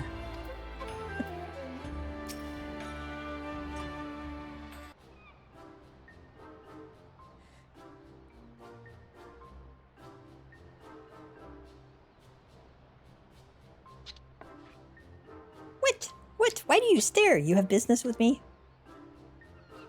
By the 12, a talking fish. Yes, the talking fish. How very observant of you, Aijin.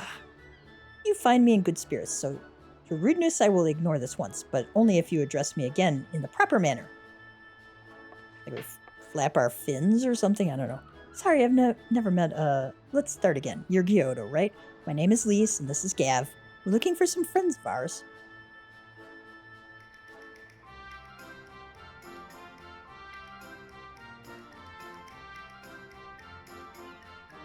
I see. Both these ones I know well.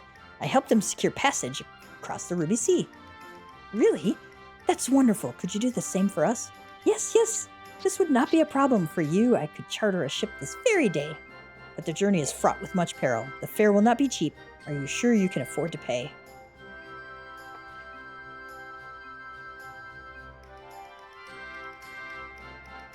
I didn't think to bring any money, but surely Totaro will let us take whatever we need from the science coffers, right? We wouldn't be the only passengers, though. Could we take a moment to talk it over with our friends? Yes, but hurry. Your ship must depart under cover of darkness. We shall meet again at sunset on the Tasagari Bridge. Do not forget your fare. Bring many gil. Yes. Squeaks. It's about time our luck changed. Elfino and the others will be thrilled.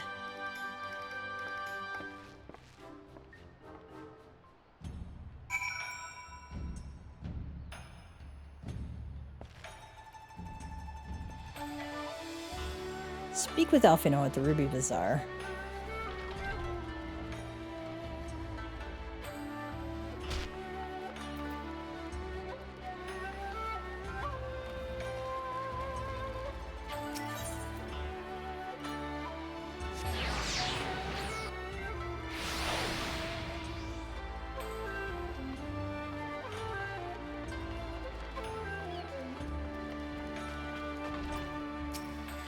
Greetings, honored sir. Will you be entering the Ruby Bazaar offices? Yes, we will.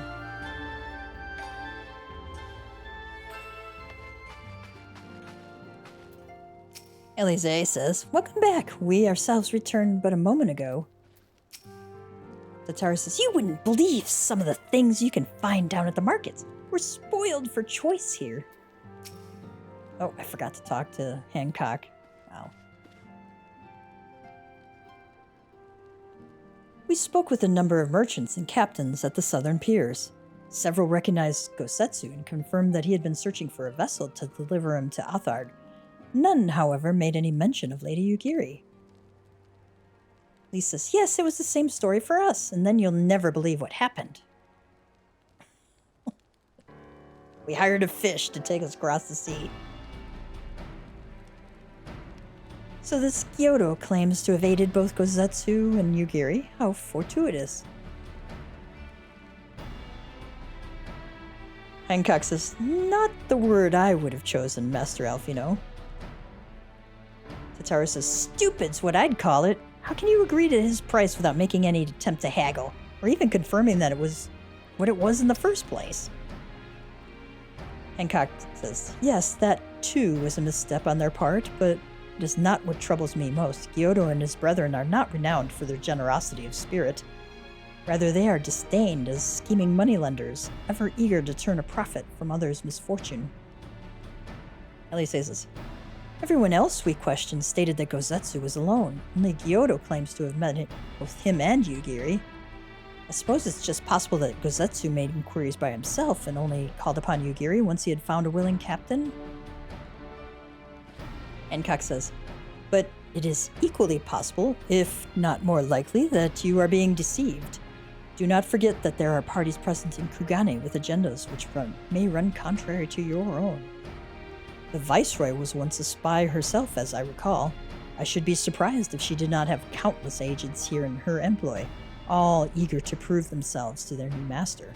And what better way to do so than by delivering her the heads of foreign insurgents? He says, fine, you may be right about him, but if Miqo'te's working for the Empire, who's to say he didn't try the same trick on Yugiri and Gosetsu?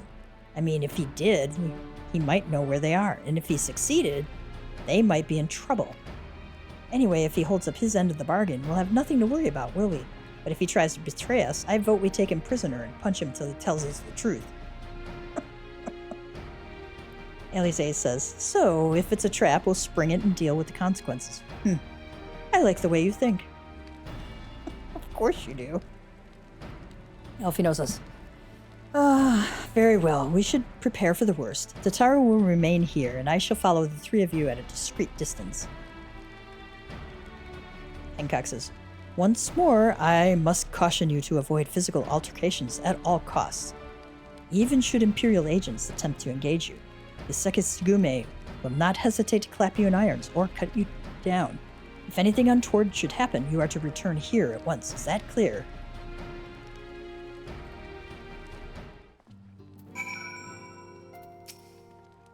The Sekisugume are not to be trifled with. Rare is the week that I do not hear at least one tale of an Aijin being arrested under dubious pretext. Fortunately, a wealthy and well-connected ally can help resolve such matters with the minimum of fuss. Tataru says, I had a feeling we might find ourselves in a situation like this, so I made sure to stock up on some special supplies that I thought might prove useful. Alize has them in case you're wondering. And here I was thinking Miqo'te was just being nice. I'll tell you now, if Hancock's right about all of this, that fish is getting filleted. Alphino says, rest assured I will not be far behind, Gav. While I am no shinobi, I can keep to the shadows when necessary. To review, Lise, Gav, and I will meet with Miqo'te as planned. Alphino will keep watch from a distance, ready to provide support in the likely event that Miqo'te attempts to betray us to the Imperials or whomever else. Should that happen, you and Lise will subdue him, and together we will make our escape. As our actions will surely draw the attention of the Sekisugume, we will evade them with Alphino's assistance and return here with our prisoner. Does that meet with everyone's approval? Elise, of course, these precautions will be for naught if Miqo'te does not play us for fools, but we shall see. To the bridge.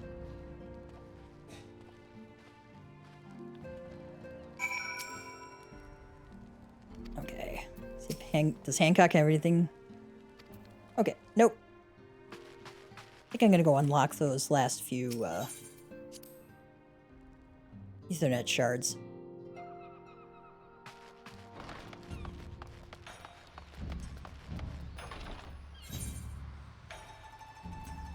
We're gonna go up to the Bokairo Inn. What a marvelous place this is, Kugane. So colorful, so lively. It's times like this that I know in my heart I made the right choice to leave Charlotte and broaden my horizons. This is where you unlock Eureka. I think there's probably another NPC who shows up. I like how this is called It's Probably a Trap. This next quest is fairly long, and we have done a lot this afternoon. Let's go back to the markets here. So I think we will leave it here for today. Just because it's getting later by my house, and I don't want to start something that I'm going to have to, that I can't finish, basically. So let's look at our cat jokes. Here's one for us. Who gives cats the best presents? Santa Claus. Santa Claus. Okay. As usual, they're really bad. Remember to, like, subscribe, helps out that way. The algorithm loves it when people interact. Comment. I love comments, questions. If I don't know the answer, I'll find out. And, hit the notification bell so you can get notified when we go live, usually on Wednesdays. And when I, put out a new video or whatever. So, on that note, Mama Cat Gamer is signing out. You all have a great one, cats and kittens. Enjoy the rest of the weekend, whatever it is where you're at. So, have a great one.